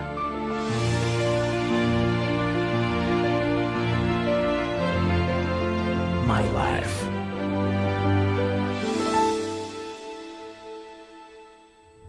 But I don't think I can offer any more. I am tired. I am tired, tapped, and tied. Of the hundreds of major rivers in the world, I am one of the few who no longer kisses the sea. Battles to harness my soul have been won and lost. Use me wisely, and I will sustain you. Use me like you have, and I will break. My name is Red. The Grand River Red. The American Nile. The Canyon Maker. I am the Colorado River. And I am the most endangered river in America.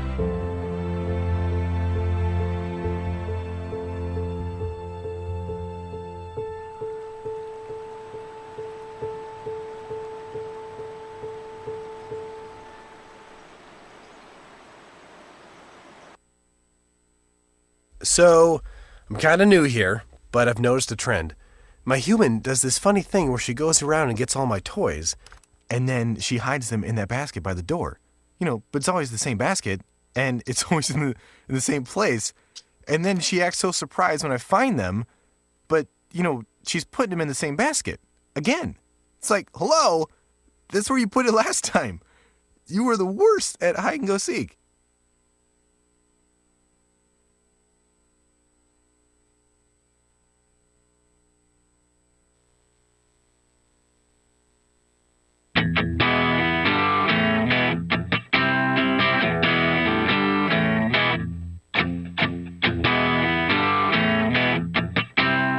Seen on Free Speech TV and online on Talker TV. This is the Bill Press Show.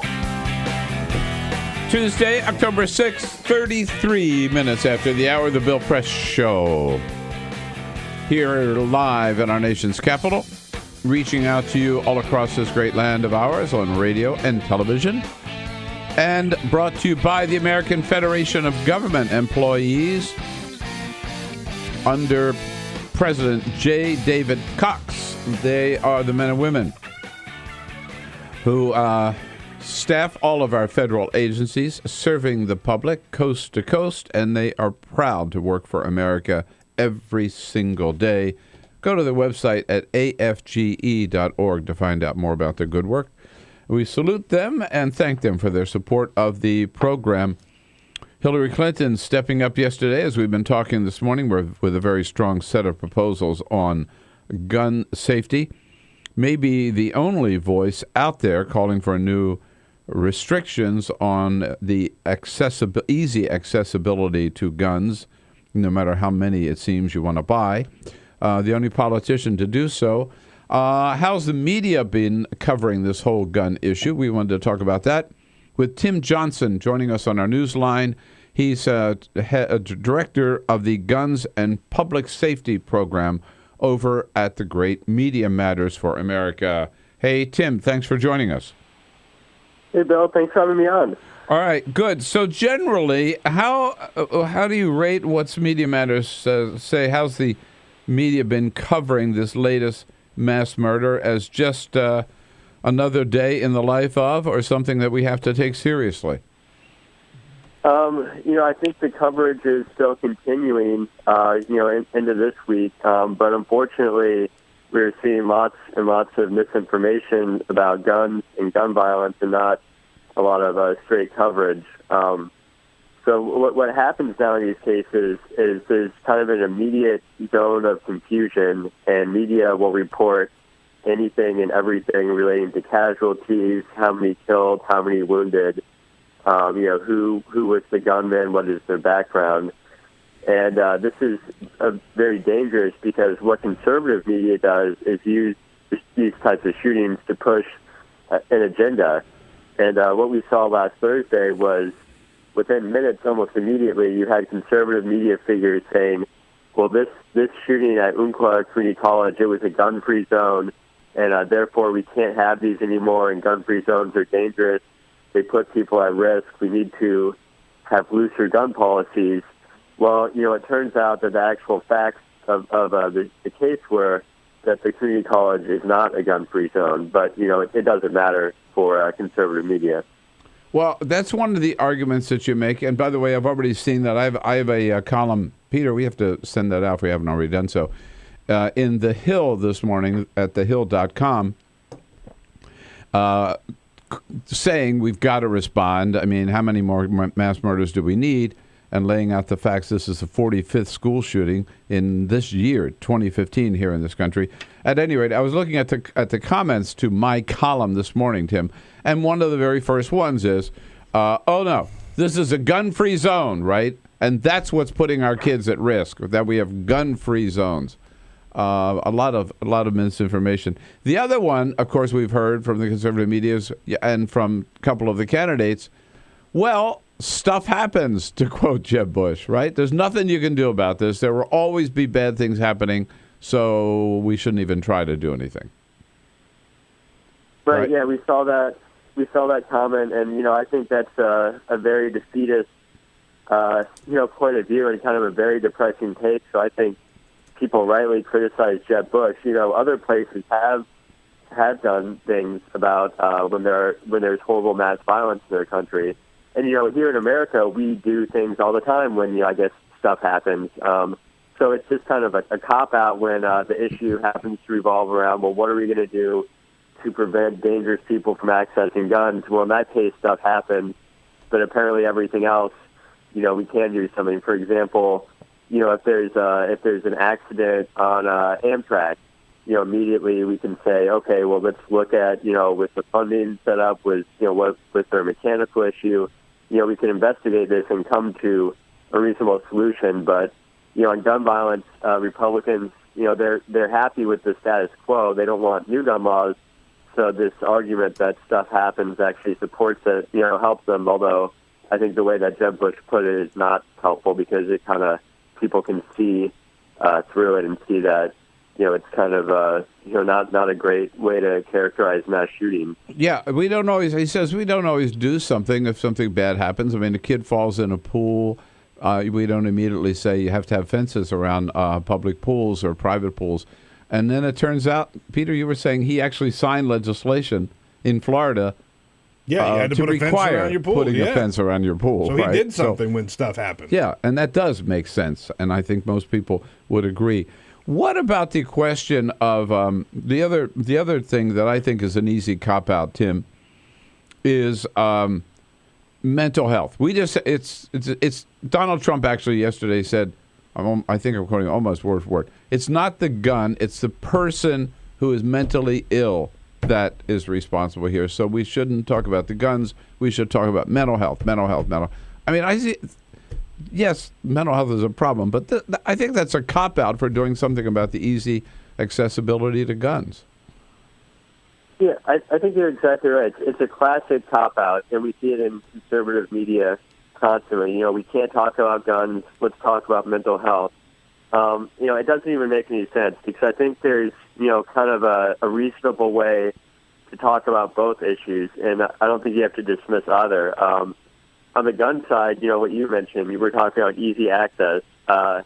This idea that people are going to show up with their concealed handguns and stop mass shootings, it just doesn't happen. There have been studies of mass shootings throughout the years. It's not something that happens, and that's also the reason why this gun-free zone thing is almost a distraction, because it's premised on the idea that someone with a gun would stop these shootings. So we need to do something about people getting the gun before the shooting happens. Once the shooting happens, it's too late. The things have already failed.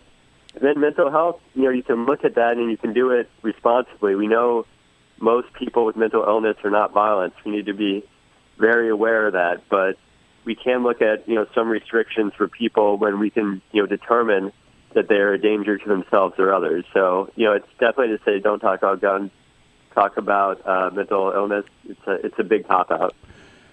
What about the issue, I don't know whether Media Matters has reported on this, I haven't seen it, but this question I've seen raised, and it came up at our White House briefing yesterday.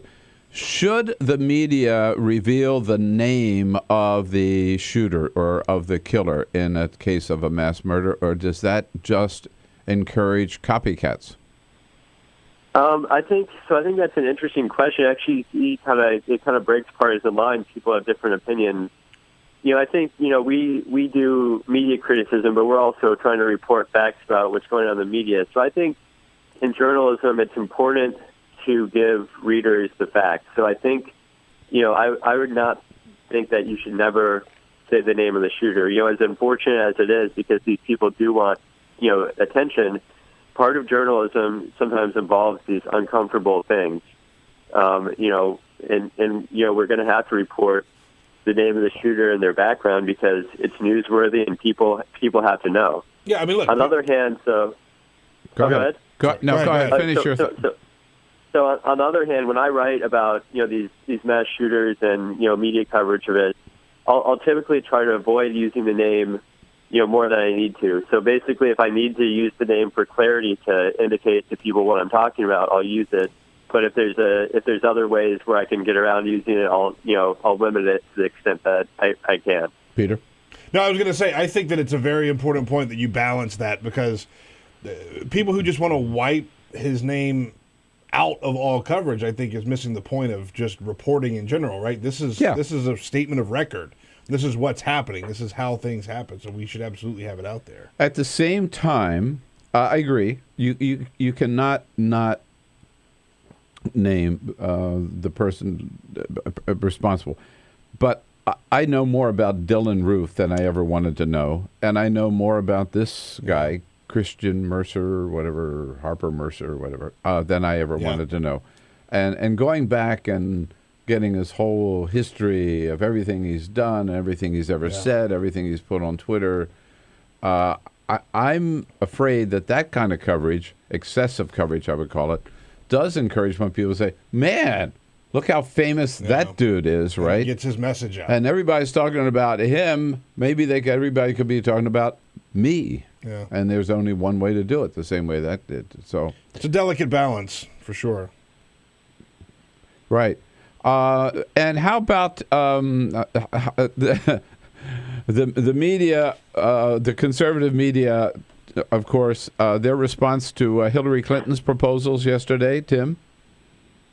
Oh, I mean, obviously they're not happy, and it's a little bit over the top. And I think what she has proposed is quite similar to some of the things that Obama has tried to get done. One really interesting feature, I'd say, though, is this idea that she has about using executive action to say, okay, if you're actually, you don't have a firearms license, but you're actually selling a lot of guns, you need to get licensed. Conservatives don't like that. I think the example I would point to about kind of their unhinged reaction to Clinton, Eric Bolling on Fox News last night was talking about this background check thing, and he said that basically, he opposes making everyone get a background check because for people in poverty, they're going to have to pick between buying their gun and buying food. Oh, well, yeah. You can always expect people like that to go over the top for sure. Yeah, and well, that's why we're glad Media Matters is there to catch this kind of stuff. Hey, Tim, good to have you with us this morning. Thanks so much for joining us. All right, Media Matters is MediaMatters.org. The Bill Press Show, Tuesday, October 6th. Connect with The Bill Press Show on Twitter. Follow us at BP Show and tweet using the hashtag WatchingBP. This is The Bill Press Show.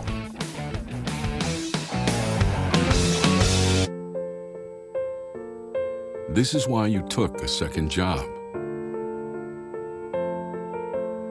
Why you taught yourself how to fix the plumbing. Why you'll do whatever it takes to keep your home. And that is why we want to help. We are making home affordable, a free government resource that can make paying the mortgage easier.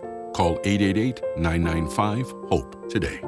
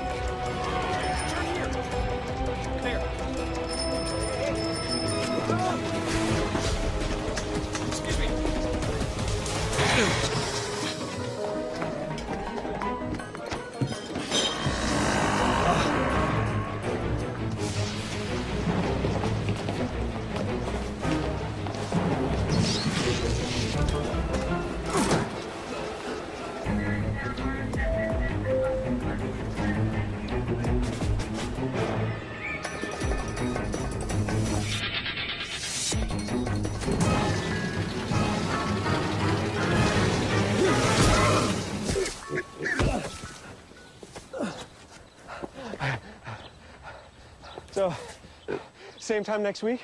Well, of course. Put away a few bucks, feel like $1 million. For free tips to help you save, go to Feed the Pig.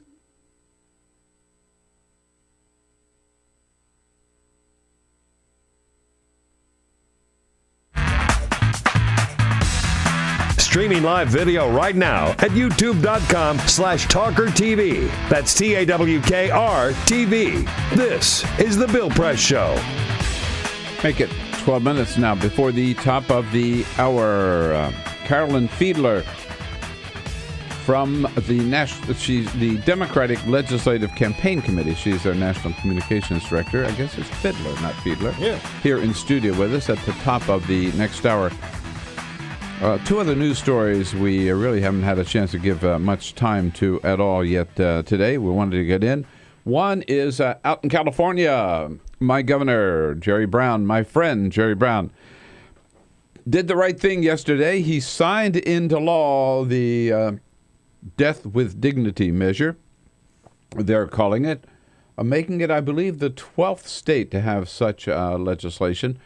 And this would enable people who are to make a decision with their doctor to take medication that would end their life rather than spend weeks or months or whatever in excruciating pain and suffering.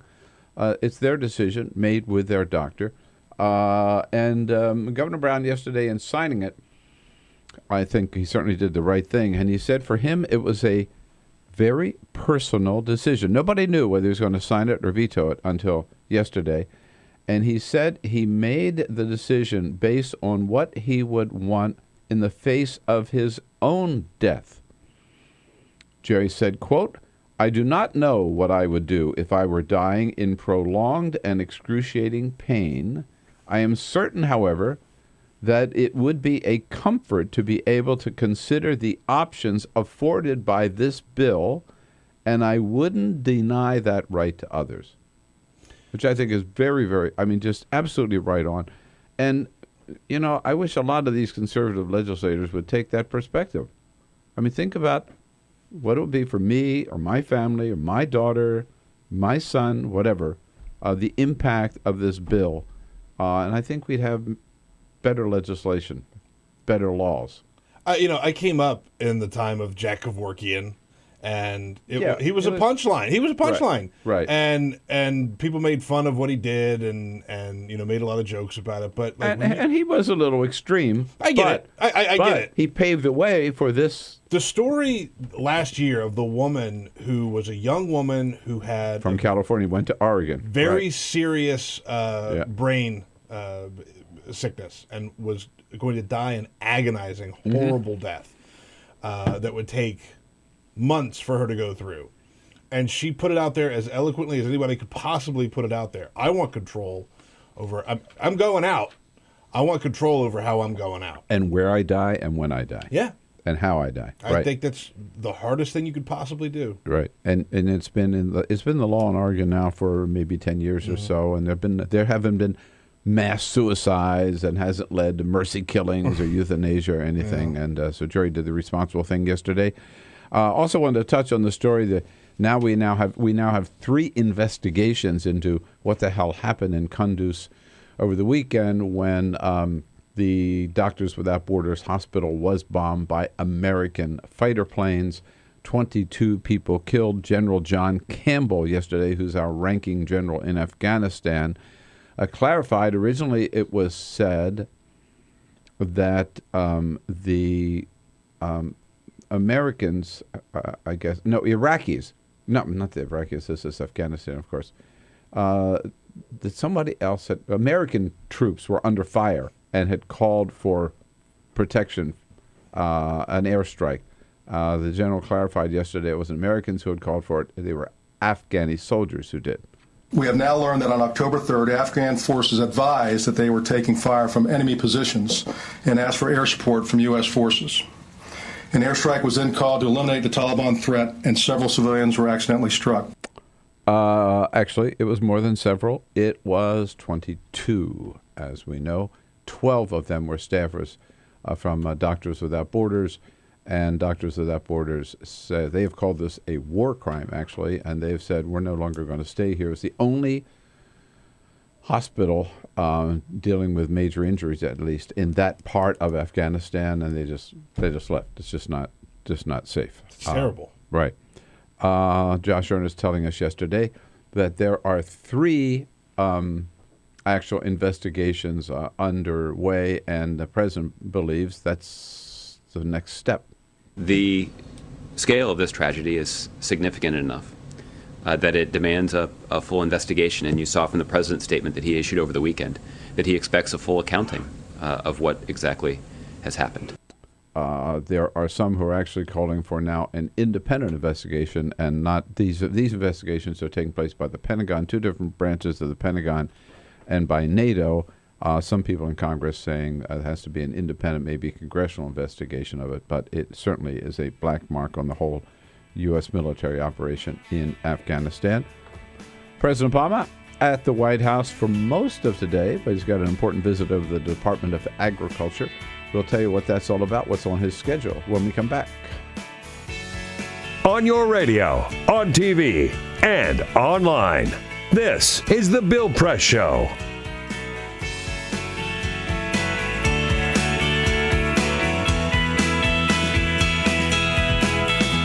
I've always liked it.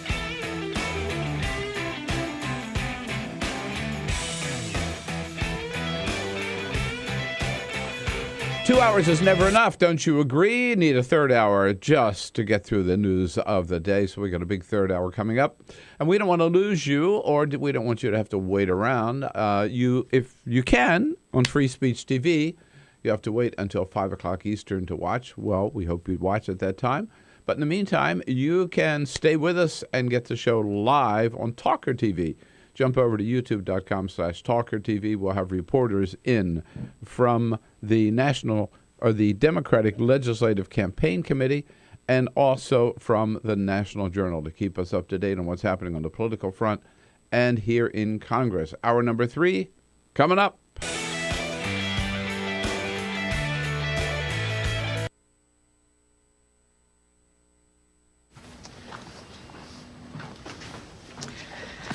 All right.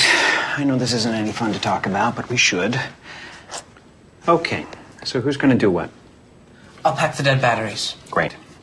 I'll only put what I don't need into a duffel bag. Perfect. That's totally unhelpful. No problem.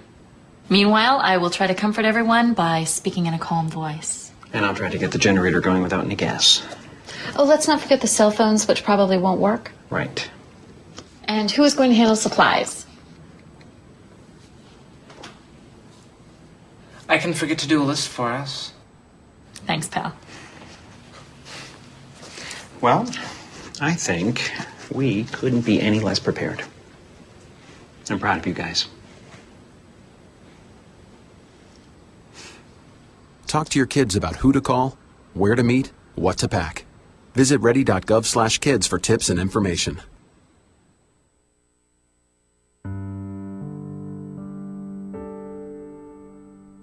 A few years ago, plastic bag waste in our city came to a tipping point.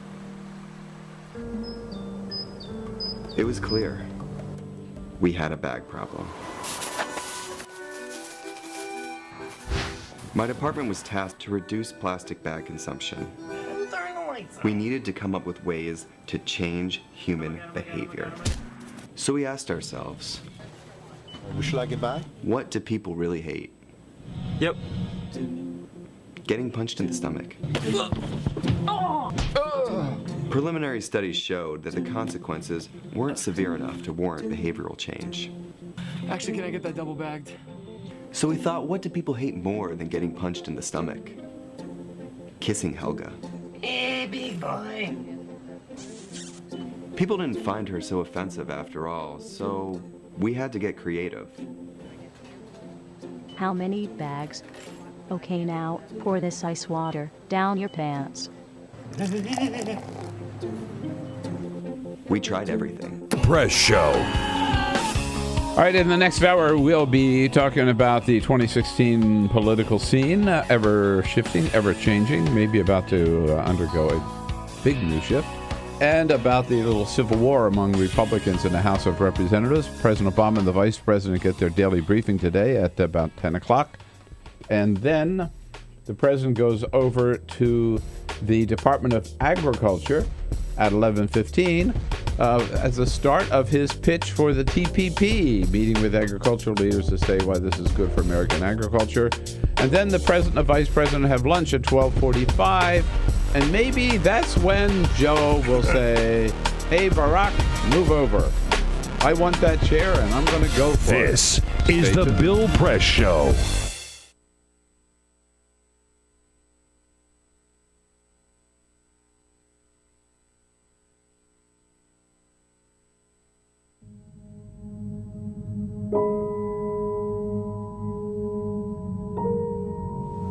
The hardest moments for me is when I'm laying awake in the middle of the night and I'm thinking about all the times I made a pitcher of Kool-Aid with the water, or I boiled a pot of corn or potatoes with the water.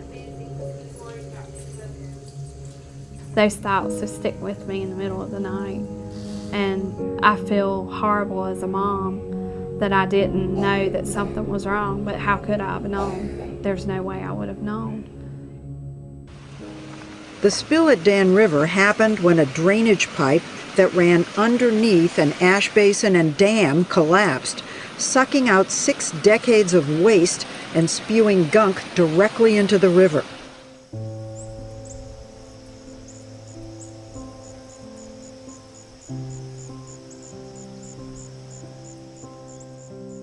My husband and I just kind of looked at each other like, should we be concerned? We live right next to an ash pond, and this was coal ash spilling into the Dan River, and we learned at that point all of the toxins that were included in coal ash.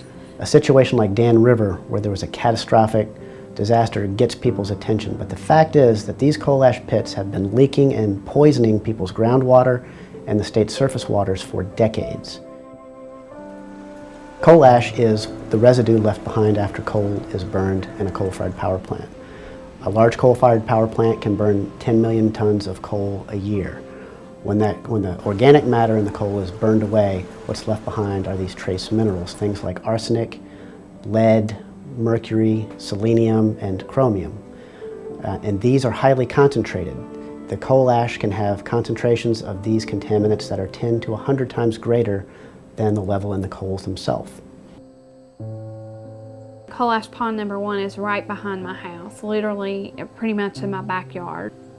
We were approached by a neighbor who was wanting to have their well tested, and we decided that maybe we should have ours tested as well.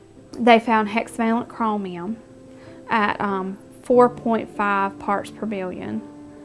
So in talking to the residents, we have discovered anecdotal evidence of an extraordinary number of cancers for this fairly small community. Some of us in the community got together. We started kind of talking about all the cancer that we've seen in some of our family friends in this community. I think we had somewhere in the neighborhood of around 70 names. So we had some help from our river keepers putting a map together, and it was a little shocking to see it. You know, I still have a hard time looking at it.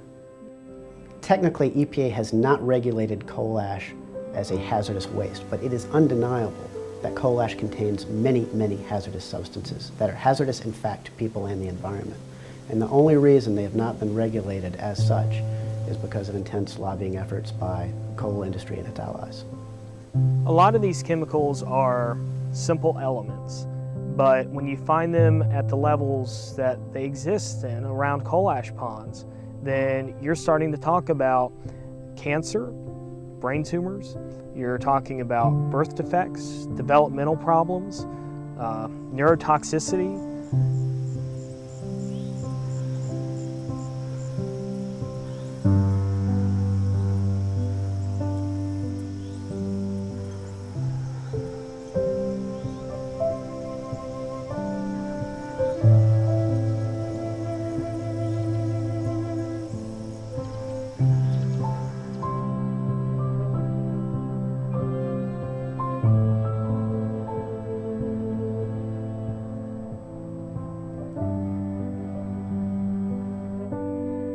We began to look at legal options, cases that we could bring in court to protect communities and their citizens from these toxic leaking time bombs. In 2002, North Carolina enacted a public financing mechanism for judicial elections. This kept private money out of judicial elections. The repeal of the public financing program in judicial elections in North Carolina creates a dangerous precedent for all, and it gives corporate polluters and other special interests the opportunity to elect the judges that they want. And this is important for us all. Everyone should care about this, because when you think about the fact that the state and the federal government have basically abdicated their responsibility to regulate these issues, the state courts are the last stopgap. I think this is no longer a problem that's going to go under the radar. It has been exposed, and I am confident that we will ultimately, with the facts, win out and ensure that we have protected waterways. And so this is something that we all should care about. If we're worried about the water we drink and the air we breathe, we have to be concerned about money in judicial elections.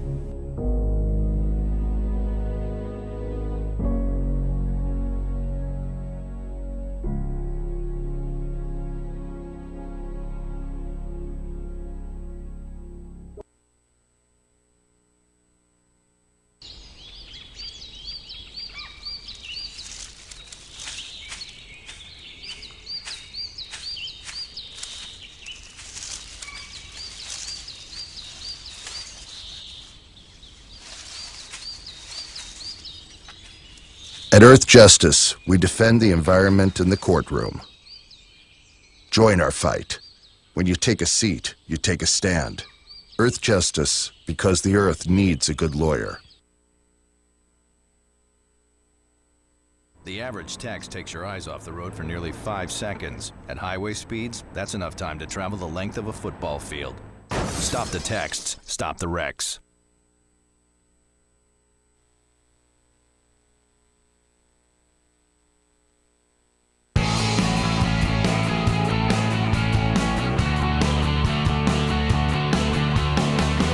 Broadcasting around the nation, on your radio, on your TV, and online.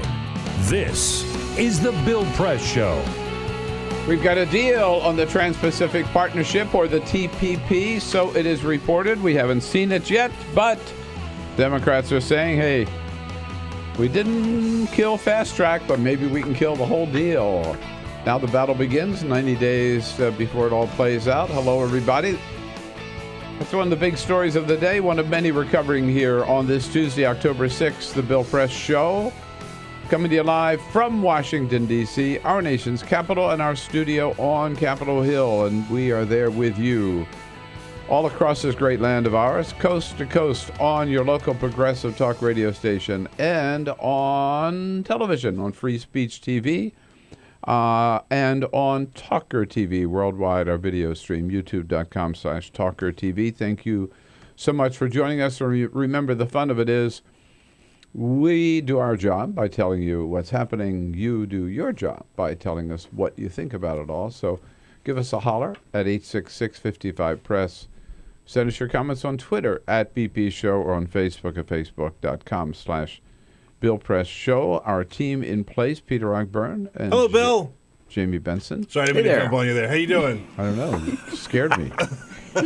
You woke up. I'm wide awake, man. Well, yeah, it took you 2 hours. But that's tough but fair. Tough but fair. I'll take that. Ray Rogers is here. I mentioned we want your calls. She'll take your calls at 866-55-PRESS. And Monty Kanzler doing the real work by keeping the lights and the cameras on and the video cameras going. And we welcome to the program to talk about the political news of the day. Carolyn Fiddler is National Communications Director of the Democratic Legislative Campaign Committee. Hello and welcome. Thank you. Great to be here. Nice to see you. Yeah, it's a fun place. Don't be frightened.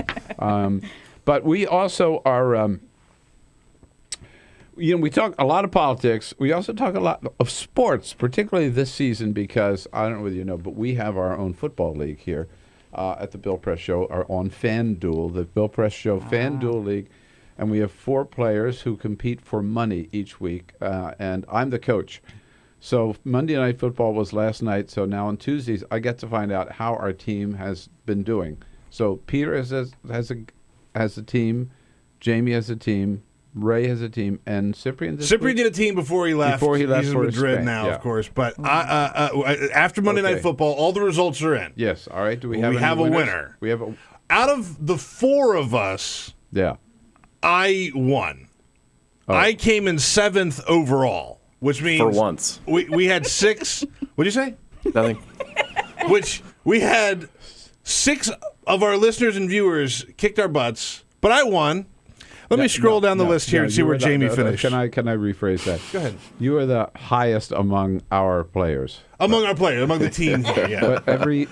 But Carolyn, every week so far. This is the 4th week, 3rd or 4th week? This was the 4th week. Every week so far, our listeners have beat the pants off us. All right, let me scroll down. They're the ones who are making all the money, and it's not fair. I got to find everyone else. Actually, we're very happy for you. Yeah, of course.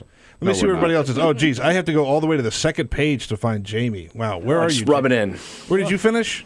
I don't know. Oh, jeez. No, but you finished. You finished 3 I mean, overall, below right? me. I mean, but that's No, but my highest has been 3rd place. Yeah. And then the week after that, 4th. Oh, what are we talking memories now? Or are we? Those don't count. I've been in the money every week except this past week. So Those don't count. Holler. Ray did well. She was near the bottom, but she had some points rack up last night and Monday Night Football. And poor Cyprian, he finished dead last. No, really. Dead last. It has to be somebody. I know. Here's the problem, though. This is Cyprian's problem, and I'm just going to give him this piece of advice now that he's not here. He's playing his favorite team. So he's playing the Washington football team. Unnamed. Thank you. And he's playing all of his favorite players from that team, and they're not a very good team. It's a heart team. I know. Like, I get it. I know he wants to, but like he's getting ruined. So okay. All right. But he's happy. So we start all over again, right? All over again. Brand new week. Brand new week. Brand new possibility. FanDuel.com/BillPress. Get to make more money this week. FanDuel.com/BillPress. Here's the thing, though. It doesn't really matter because I'm guaranteeing that I will come in first place this coming weekend. Okay. Carolyn Fiddler here with us for this, first half hour. We'll get right to the political news of the day. But first, Peter. This is the Full Court Press. Yes, and our Full Court Press is brought to you today by HealthMart Pharmacies. You visit healthmart.com for the locally owned pharmacy near you. Just a couple of other stories making news. A scary story yesterday on American Airlines as a flight from Phoenix to Boston. The captain, a guy by the name of Michael Johnston, he passed away during the flight. Guy flying the plane died. The co-pilot took over, called ahead, said that they needed some emergency assistance. As soon as they landed, they diverted the plane to Syracuse. As soon as they landed, medical attention was waiting, but unfortunately they were too late, and the captain passed away. Really sad, but that's why they have a co-pilot. I mean, look, everything worked, right? They had the backup plan, and the backup plan was there. The co-pilot landed it safely. Everybody was fine. That was on board, except for the pilot, of course. So, yeah, that's how it goes. But sad story. Donald Trump is trying to pick a fight with Marco Rubio. He gave Marco Rubio a special delivery yesterday. He sent him a case of Trump Ice Natural Spring Water. It is a 24-bottle case of Trump Natural Spring Water. It has Donald Trump's face on it. Well, for the next debate. It's the classiest water you're going to get your hands on. He's going to need that. Yeah, well, that's what Trump said. Trump sent him the water and a couple of towels that say "Make America Great Again" with a note that says, "Since you're always sweating, we thought you could use some water. Enjoy." That's not even snarky or clever. I know. It's just like it's very in your face. But that is. He did talk about it. He said he never saw anybody sweat as He's a so young much. guy. He's very energetic. He's very enthusiastic. But I've never seen someone sweat so much in my life. And yesterday, the Justice Department announced the deal is over between BP and the United States over the 2010 Deepwater Horizon oil spill. BP is going to pay a fine of $20.8 billion to the U.S. government to cover the damages caused by the spill. Originally, when it was announced in July, the Justice Department said BP was going to pay $18.7 billion, but the final settlement updates the number that resolves all of the civil claims that were out there against BP. So $20.8 billion is what it costs to have that kind of oil spill. I think still, if you look into it, they will not have covered the cost to the people and the businesses around the Gulf. Yeah. And not to mention the fish and the environment it's a big there. problem. Right. All right, Peter, thank you. So, Carolyn, the Democratic Legislative Campaign Committee, what the hell is that? It's like the D-Trip, but for state legislatures. Okay. Oh, for state legislatures. Yes. All right. So you keep an eye on what's happening around with state legislatures across the country. Yep. It's always an election year with us. Always. Yeah, right. And Republicans have really kind of done very well in that department, sadly, haven't they? They have indeed. They really lucked out with 2010, that being the big GOP wave year that it was, because they had the wave right before redistricting, and that was just a lucky timing thing. So they got to redraw all the districts, not just in Congress, but also in the states. And they drew themselves some very nice gerrymanders. So, is there just how many? Well, every state has a state legislature. Some of them are bicameral, and I think just one unicameral, right? Nebraska. Okay. Yep. So how many of the 50 state legislatures are controlled, and some of them? So how many are controlled by Democrats? Of the 98 partisan chambers, because there's a 99th, which is Nebraska, unicameral, nonpartisan. Of the 98 partisan chambers, 30 are controlled by Democrats at this point. Wow. Yeah. So we have a long way to go. So did Democrats playing offense is more fun? Yeah, but did Democrats take their eye off the ball in terms of state races and maybe focusing? I've heard this, focusing too much on U.S. Senate or White House and forgetting that these are the people that draw the lines that have a lot of power, actually.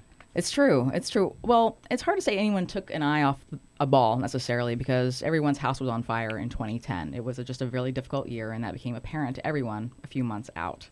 And so everyone was trying to put out their own fires, and the fires just burned a little hotter on the state legislative level. But are people now paying attention? I mean, we're coming into, well, I guess we're right in the middle, aren't we now? But still, every year, as you say, there are elections to state legislatures. Exactly. Are people focusing on the importance, this Democrats I'm talking about, of winning back these state legislatures in order to be able to draw the district lines in 2020?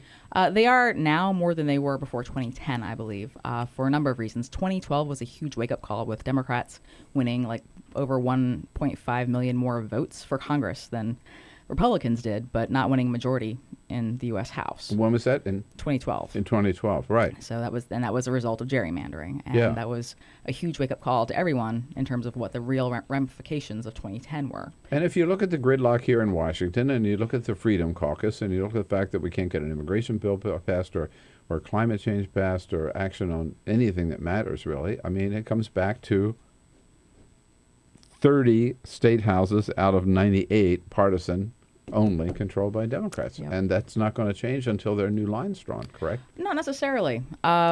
We anticipate we'll pick up about 10 chambers this coming fall. Next fall, 2016. Right.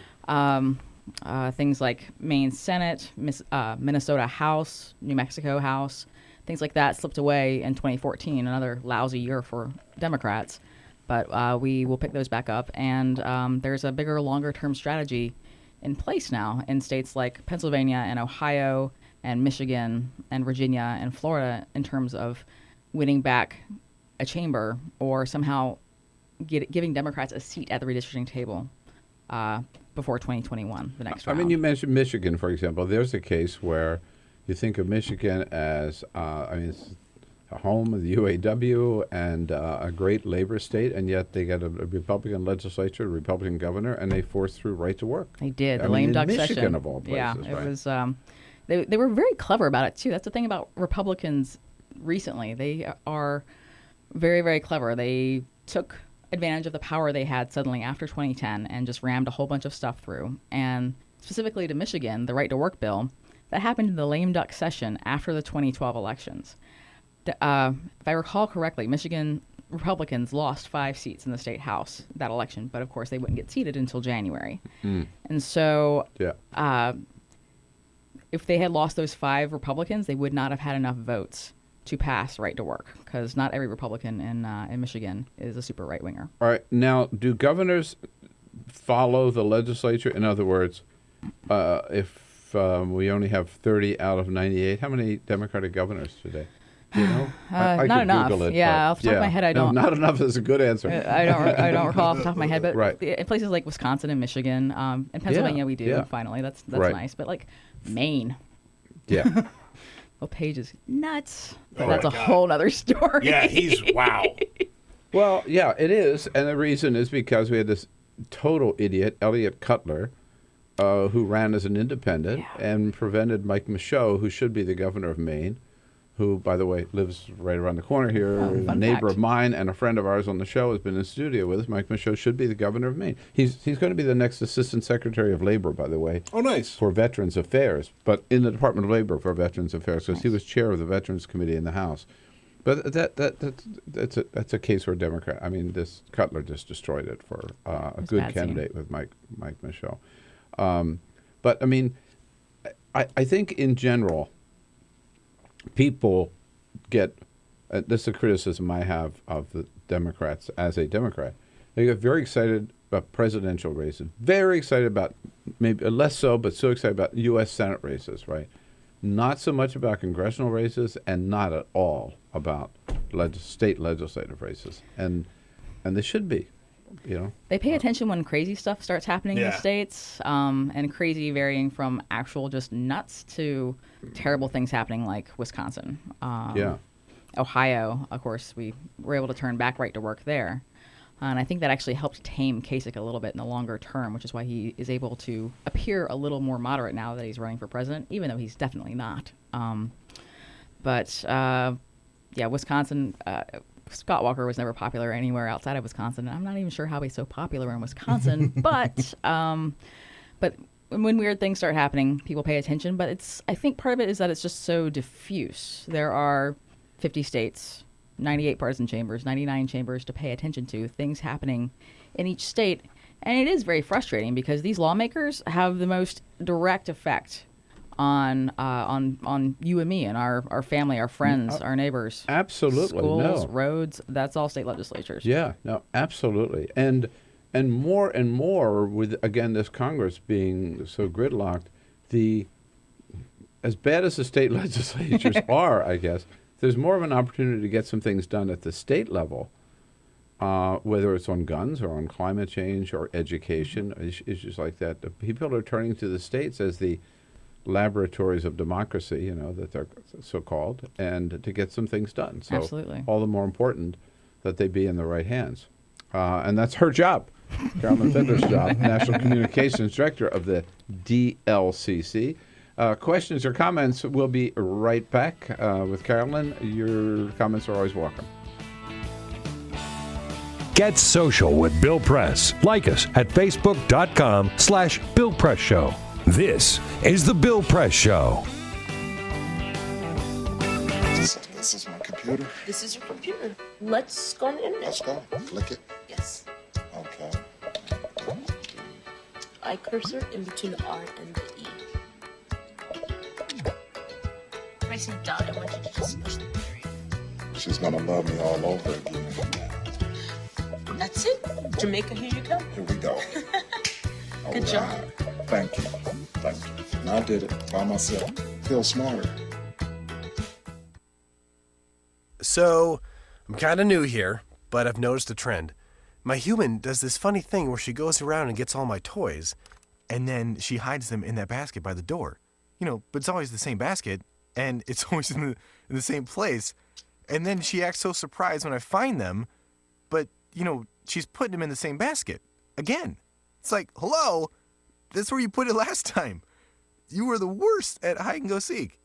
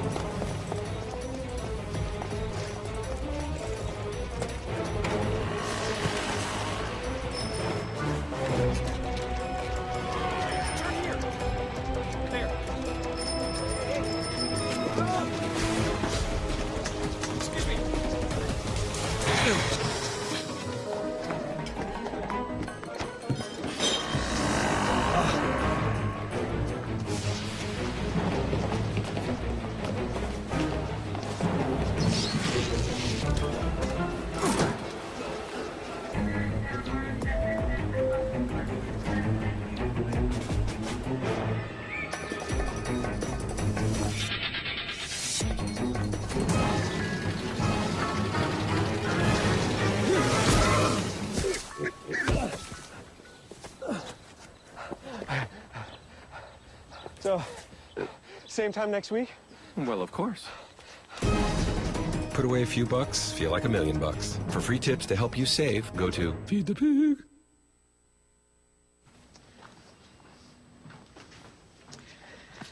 All right. I know this isn't any fun to talk about, but we should. Okay. So who's going to do what? I'll pack the dead batteries. Great. I'll only put what I don't need into a duffel bag. Perfect. That's totally unhelpful. No problem. Meanwhile, I will try to comfort everyone by speaking in a calm voice. And I'll try to get the generator going without any gas. Oh, let's not forget the cell phones, which probably won't work. Right. And who is going to handle supplies? I can forget to do a list for us. Thanks, pal. Well, I think we couldn't be any less prepared. I'm proud of you guys. Talk to your kids about who to call, where to meet, what to pack. Visit ready.gov/kids for tips and information. Hey, thanks for stopping by. You know, I followed your character since the first episode. I'm a big fan. Big fan. Thank you. And listen, your storyline, it makes for incredible TV drama. Thing is, your drug use is very adult content. Too adult for the kids. So I'm gonna have to block you. Oh, man. Yeah. Well, have a good one. You're a nice lady.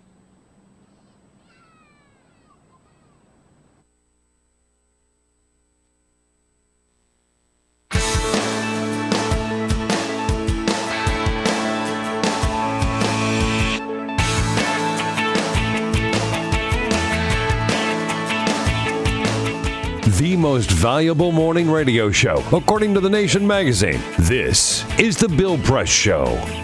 Daniel Newhauser covers Congress for the National Journal, joining us in studio in the next half hour right now. Here with us is Carolyn, Fiddler from the Democratic Legislative Campaign Committee, talking about state legislative races, governor's races. So you've got to keep your eye on the national profile as well. So I just want to ask you just an objective question. In terms of helping you in your state legislative races, who would be a stronger candidate at the top of the ticket? Hillary Clinton, Joe Biden, or Bernie Sanders? I think that all of those folks would actually be really exciting to our rank and file down ballot. Does it help who's at the top? Does it help the down ballot people? Having someone at that very top is really what helps the down ballot folks. Just it increases turnout, and more turnout is better for us. So it doesn't help in the way that it helps statewide candidates. Like a person running for governor can run up a vote total in an urban center and lose, suburban and rural outlying areas and still win a state. Mm-hmm. However, to win a majority in a state legislative chamber, you have to win seats all over the state. You can't just win all the seats in that urban center because it's not enough seats. So you're saying that the candidate for governor can help more than the candidate for president in terms of winning? If your goal is to win the state legislature, right? You need a strong candidate for governor and a strong candidate for president, or that helps. It's just that their calculations are different because both the president and a governor need to win statewide in order to capture the electoral votes or just win that race. But winning a majority of legislative seats is just the calculus is different. Any hope for Texas? Yes. Whoa! Wow. That brightens my day. I just have written Texas off. No, seriously? People forget that before 2010, we were just a couple seats away from a majority in the state house there. It's going to take some time because that is one really solid gerrymander they have going down there. But as a long-term prospect, absolutely. Yeah, all right. Well, from your lips to God's ears. Listen, it's just good to know that somebody's keeping the fires burning in terms of state legislatures. It is so, so important. Carolyn, great to meet you. Thanks for coming in. Thanks for having me. We'll be right back. This is The Bill Press Show.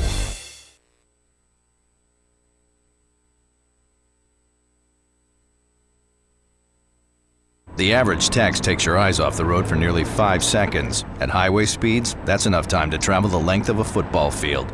Stop the texts, stop the wrecks. Before now, it's been difficult for criminals like us to know which states have loose gun laws. How would a criminal like me know which states permit me to carry loaded guns in their amusement parks, golf courses, or beaches? I have some violent friends. We all wear leather jackets and scream at women. And we want to find out which states we can buy and sell guns easily. CrimAdvisor.com. That's the site to find out where it's easiest for felons and fugitives to buy, carry, and even traffic guns. That's why I love Arizona, where I can go see the beautiful Grand Canyon and carry a loaded gun without even having to get a background check. You would fail that background check. I'm sure of it. Now, what about a road trip? What states can I go to fill my trunk with guns and take it back home for my even more dangerous friends? Crime Advisor has a list for that. That's so unreasonable. Our traffickers' top 10. Nevada! What happens in Vegas may have to stay in Vegas, but your guns don't. Bring them over to California and sell them. The market up there is hungry.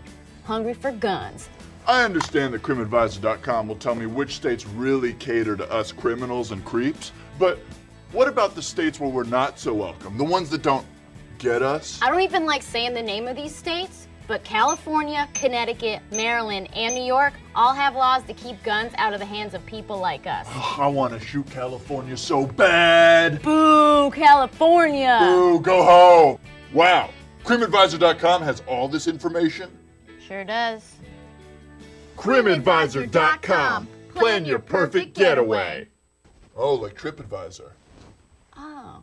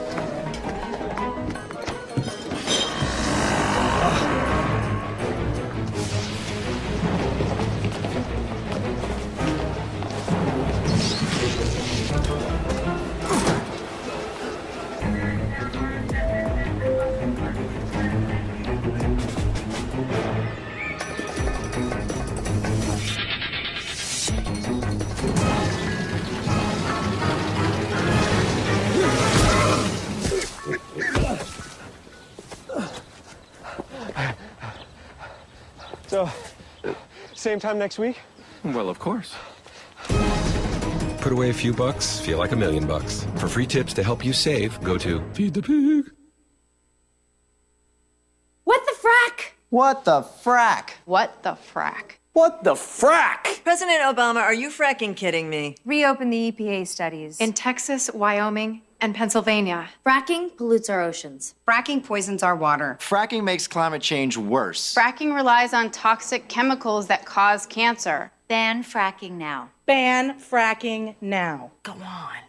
Ban it. Ban fracking now. Please.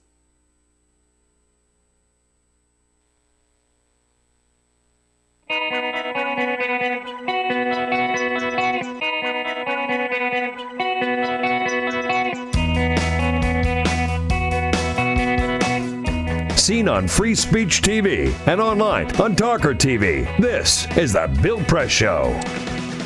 Well, here we go at 33 minutes after the hour. It is the Bill Press Show. We're here in Washington, D.C., and we're brought to you today by the good men and women of AFSCME. They together make up the largest public employee and healthcare workers union in the United States under the great President Lee Saunders.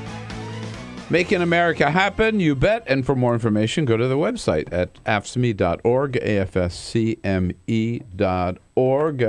There's a big battle going on here in Washington these days. It's not so much over any legislation, it's over who is going to lead Republicans in the House, with John Boehner stepping down. Daniel Newhauser covers Congress for the National Journal, and he takes time out to come in to see us this morning. Daniel, it's nice to see you. Thank you for coming in. Thanks for having me. This battle for, first of all, there's a battle for Speaker and then for the majority leader. Well, correct? if Kevin McCarthy, who's the presumed front runner for the Speaker race, wins, he's the majority leader right now, so he'd have to vacate that post. Okay. And then there would be a race for that, and if the next guy up wins, then there'd be a race for the next one and down the line. All right. So first of all, let's take them one at a time. Okay. Vote for Speaker. When is it? Thursday, the House Republican... Day after tomorrow? Day after tomorrow, the House Republican Conference is going to meet privately, and they'll have their internal election for Speaker. All you have to win there is half of the Republicans. So that's about 120 people. Now, after that, they're going to go to the House floor because, the Speaker... Right. It's the only office in the House that actually has to be elected on the House floor. They're going to do that October 29th, one day before Speaker John Boehner resigns. And that's where it gets tricky. Right. And on that one, they need 218 votes, depending on how many people vote. But the Democrats get a say in that one, too. Most of them will probably vote for Pelosi. You're going to get a couple errant votes for, Colin Powell or Steny Hoyer or whoever else people feel like they want to vote for. But the problem right now for Kevin McCarthy is, although he has an overwhelming majority, it seems like, of House Republicans on his side, there might be just enough to keep him from getting 218 on the House floor. What are there, 235? 247. 247, okay. But all you need there is 29 Republicans to vote against you, and that keeps you from being able to get that majority. And the Freedom Caucus numbers maybe 30, 40. Yeah, so they're actually going to be interviewing the Speaker candidates tonight. The Freedom Caucus, the Tea Party Caucus, the Liberty Caucus, all these various different conservative libertarian caucuses. The Tea Party Caucus is not the same as the Freedom Caucus? It's a different thing. It has a lot of overlap, as you can probably imagine, right. but that one is chaired by Tim Huelskamp. The other one is chaired by Jim Jordan. Okay, so McCarthy has how many opponents or how many competitors? Well, so there was, up until Sunday, only one nominal challenge by Representative Daniel Webster from Florida. Wasn't expected to put up much of a fight, and he's actually being redistricted right out of his district, so he's not even going to be around next year, probably. Yeah. But on Sunday, the chairman of the Oversight and Government Reform Committee, Jason Chaffetz, jumped into the race. His reason, even though he's good friends with Kevin McCarthy, in fact, they were at a fundraiser together over the weekend when Chaffetz looked McCarthy in the face and told him, "I'm going to run against you." So a little awkward. Yeah, I mean, that's just kind of the era we live in. It used to be that people would stab you in the back. These days, they look you right in the eye. So, so he is going to run a challenge, and he says that he doesn't think that McCarthy can get 218 votes on the House floor. He thinks he's got a majority of Republicans. He thinks he can win behind closed doors, but he said that roughly 50 members of Congress, Republicans, have told him that under no circumstances can they vote for McCarthy because they can't go back home to their constituents in these deep red districts and say, I voted to keep everything the same. We kicked out Boehner and we elevated everyone else, and, that's just kind of the mood right now. That's what Chaffetz says. And so he doesn't think that he can win immediately, but he thinks that there's going to be this sort of deadlock on the floor on October 29th and probably for a couple days. Right. And people will just have to keep on voting and voting until they can find a consensus candidate. And he says, I'm the only one putting myself up. Right. Now, Jamie, we've got from yesterday, because Chaffetz made this announcement also Sunday, I think on, I forget one of the shows, maybe Meet. Fox News Sunday. Fox News Sunday, sorry. And then yesterday he gave him another reason why he thinks he would be better at this job than Kevin McCarthy. Generally, the speakers have had a very silent role. We haven't won the communications war. We're up against a very talented White House, a very active set of Democrats, and yet we have a void in that we have not taken our message and our communications to the American people and won the fight at that level. So he's saying that the speaker has to be able to deliver the message, to be a good communicator. And that's not Kevin McCarthy's long suit, is it? No, I mean, and Chaffetz is really digging in on this. We sat around with him yesterday at a round table, pen and pad, and his line is, "We need a speaker who can speak." And we asked him, are we to perceive that as a dig at your friend McCarthy? And he said, "Do I really need to explain that one?" So he's really going in on McCarthy, and he's got a communications background. Chaffetz does? Yeah, that's his minor in college, his political science communications at BYU, in addition to being the place kicker for the football team. And he's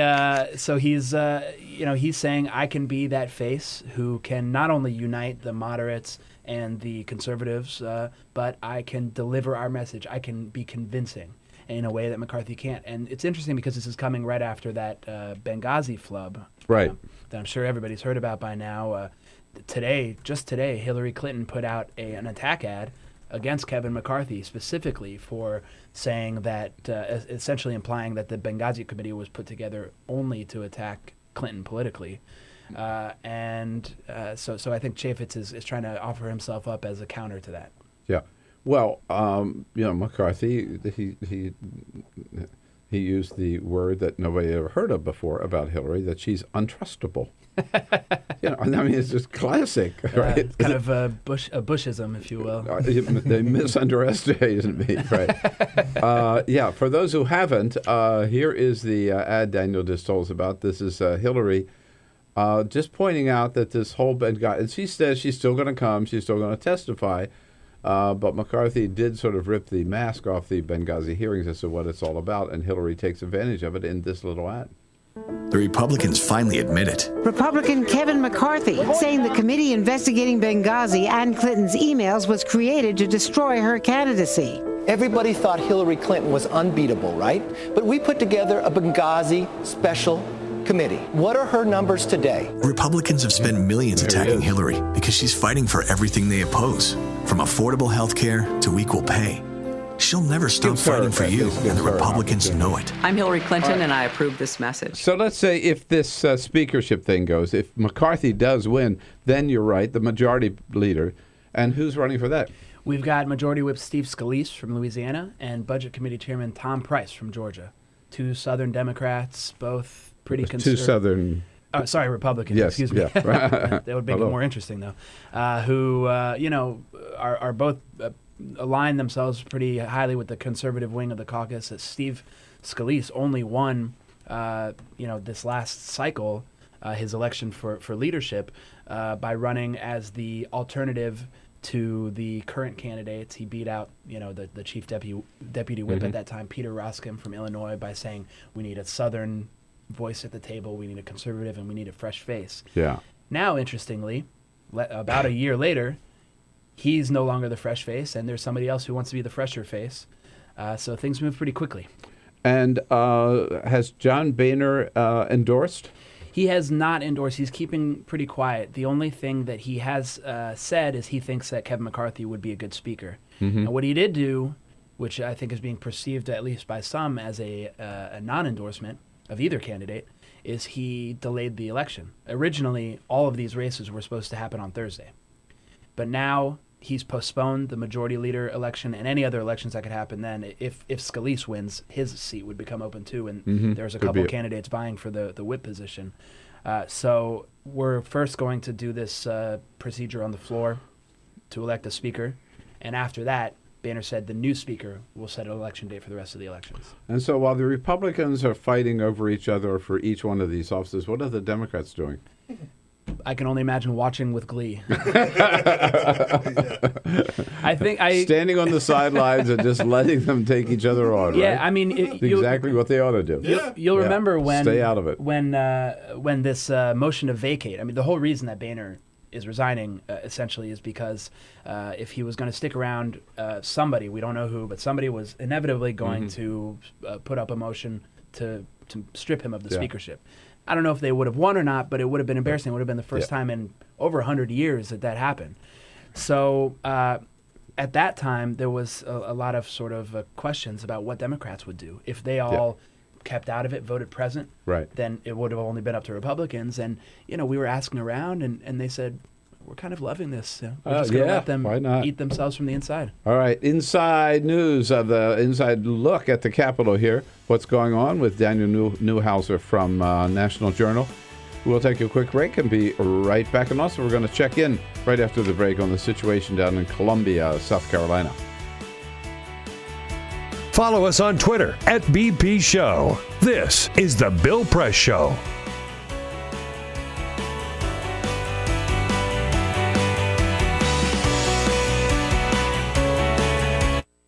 I grew up in the housing projects of Cleveland.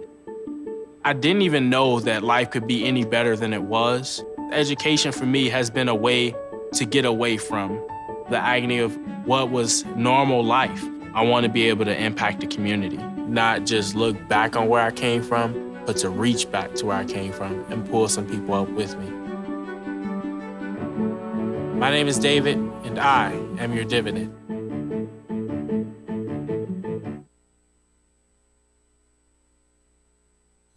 It's on us to stop sexual assault. To get in the way before it happens. To get a friend home safe. And to not blame the victim. It's on us. To look out for each other. To not look the other way. It's on us to stand up. To step in. To take responsibility. It's on us, all of us, to stop sexual assault. Learn how and take the pledge at itsonus.org.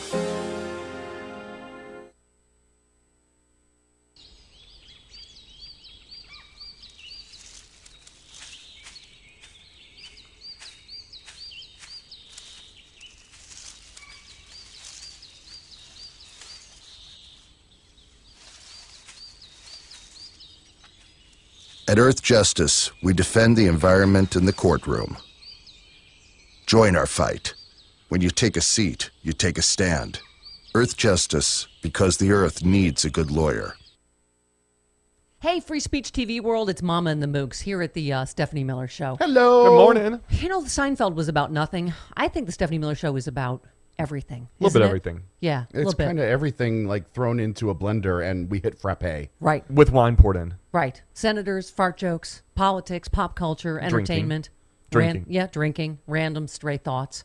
It's what all the hip kids are talking about. Yep. We have the smartest, funniest people in the country on this show, do we not? We absolutely do.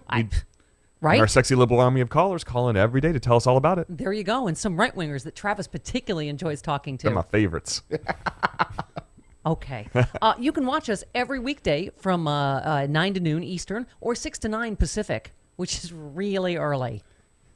But we still, we try to, we're still pulling in people like Rob Reiner, Lily Tomlin, Frangela, you name it. You can only get it here at the Stephanie Miller Show.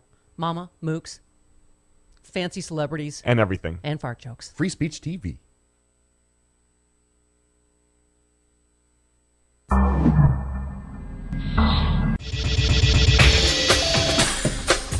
Tune into Free Speech TV for Democracy Now!, a national, independent, award-winning news program bringing you people and perspectives rarely seen on corporate media.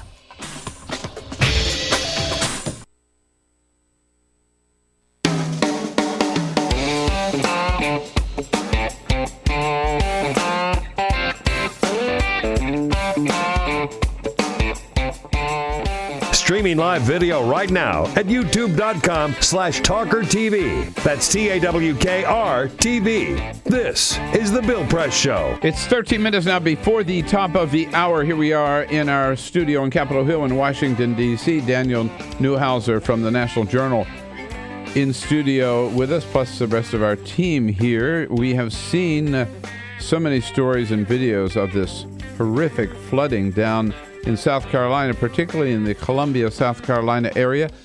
And Carol and I were watching the news last night, and I thought, holy mackerel, I forgot. Carol Fowler and Don Fowler, our good friends, live in Columbia. We better check in on them and see what the situation is down there and make sure they're okay. Carol Fowler, former head of the Democratic Party in South Carolina, joins us on our news line this morning. Carol, how are you and Don doing? What's the story down there? We're fine. Because of where our house is. Yeah. We've been inconvenienced a little bit by all this, and we haven't been out of the house since Saturday. But otherwise, we're fine. Some of our neighbors are not that lucky. Where is the flooding? What part of Columbia is it taking place in? I think the worst part is really just a mile and a half from us, but Columbia has a series of, going through its middle, east of downtown, has a series of lakes and dams that go from north to south through the city, and those have overflowed. A couple of those dams have broken, and the earliest, in the very earliest day of all of this, some low bridges were washed out, and houses have flooded, stores have flooded, but we have sunshine today, so I guess things will improve. Whoa, that's good news. Is the city itself, the downtown, the the campus, or the businesses, restaurants, have they been open for business? They have not been open for business. The university, there's students at the university, but in the dorms and that kind of thing. But classes have not met this week. But maybe tomorrow they'll be back in class.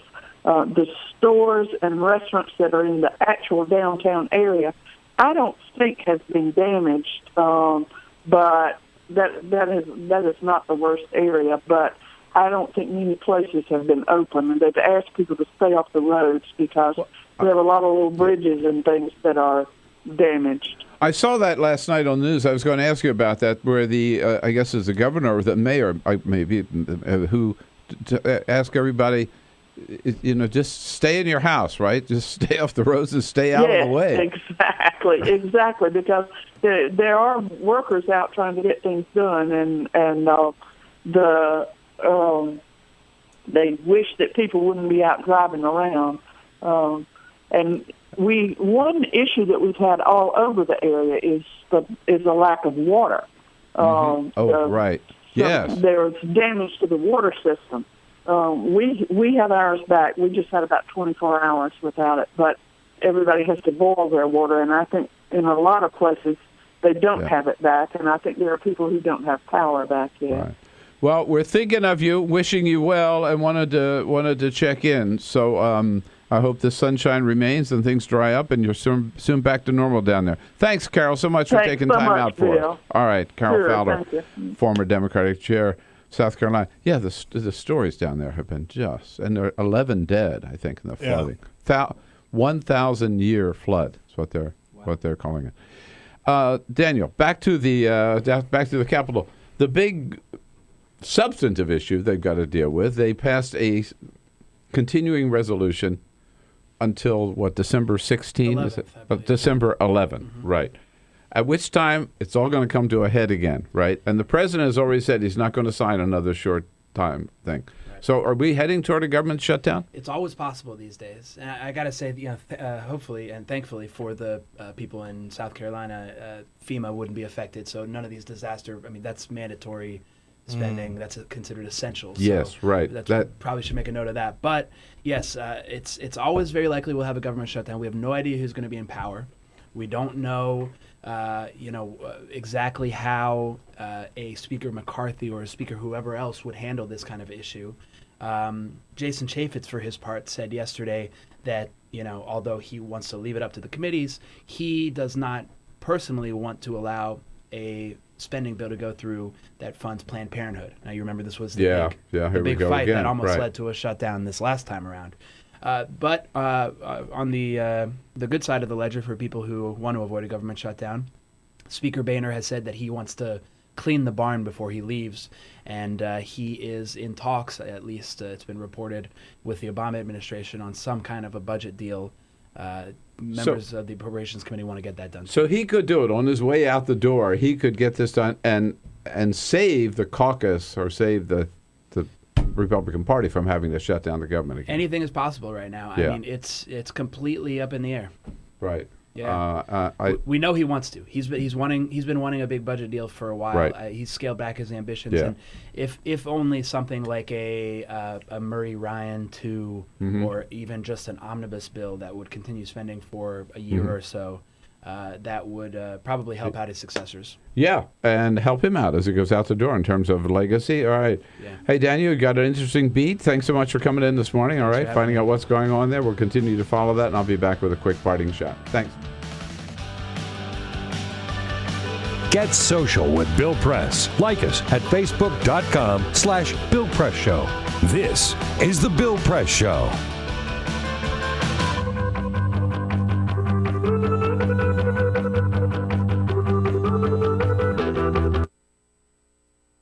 is possible to read the history of this country as one long struggle to extend the liberties established in our Constitution to everyone in America. In other words, who, according to our laws and culture, gets to be considered a person? The law creates legal personhood, and movements create law and change culture. So, how have the courts passed laws to shape our culture? That history goes way back before Citizens United. 1819, Dartmouth College versus Woodward, Supreme Court case, turned a corporate charter from a government-granted charter to a contract. This ruling gave corporations standing within the Constitution. 1886, Santa Clara County versus Southern Pacific Railroad.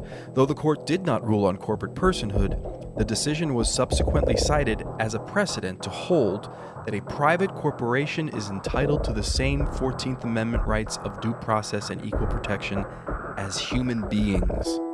This makes it impossible for us to make laws that treat local businesses any differently than giant multinational corporations, even if their business practices are deemed to be harmful to workers, the environment and communities, or if they have a history of violating the law. Hale versus Henkel, 1906. The court granted corporations the Fourth Amendment search and seizure protection.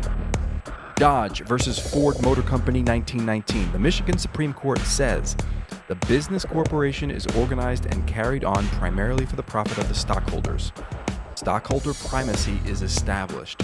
The purpose of the corporation, according to the court, is no longer to serve the public good, as it had been. It is now to maximize profit for shareholders above all else. Pennsylvania Coal Company versus Mahon, 1922. Corporations get the Fifth Amendment takings clause, meaning if you pass a regulation that impacts a corporation's ability to make a profit, that is deemed a taking, and they can sue for the right to future profits lost. This creates a chilling effect, and local and state governments become much more hesitant to pass laws in the public interest for fear that corporations can claim loss of potential profits that cities and states will be on the hook to pay. Buckley versus Vallejo, 1976. The Supreme Court rules that spending money to influence elections is protected under the First Amendment, in effect saying that money is speech. Citizens United versus Federal Election Commission, 2010. Today, the Supreme Court of Chief Justice John Roberts declared that because of the alchemy of its 19th century predecessors in deciding that corporations had all the rights of people, any restrictions on how these corporate beings spend their money on political advertising are unconstitutional. The court's ruling threatens to undermine the integrity of elected institutions across the nation. It's a rejection of the common sense of the American people.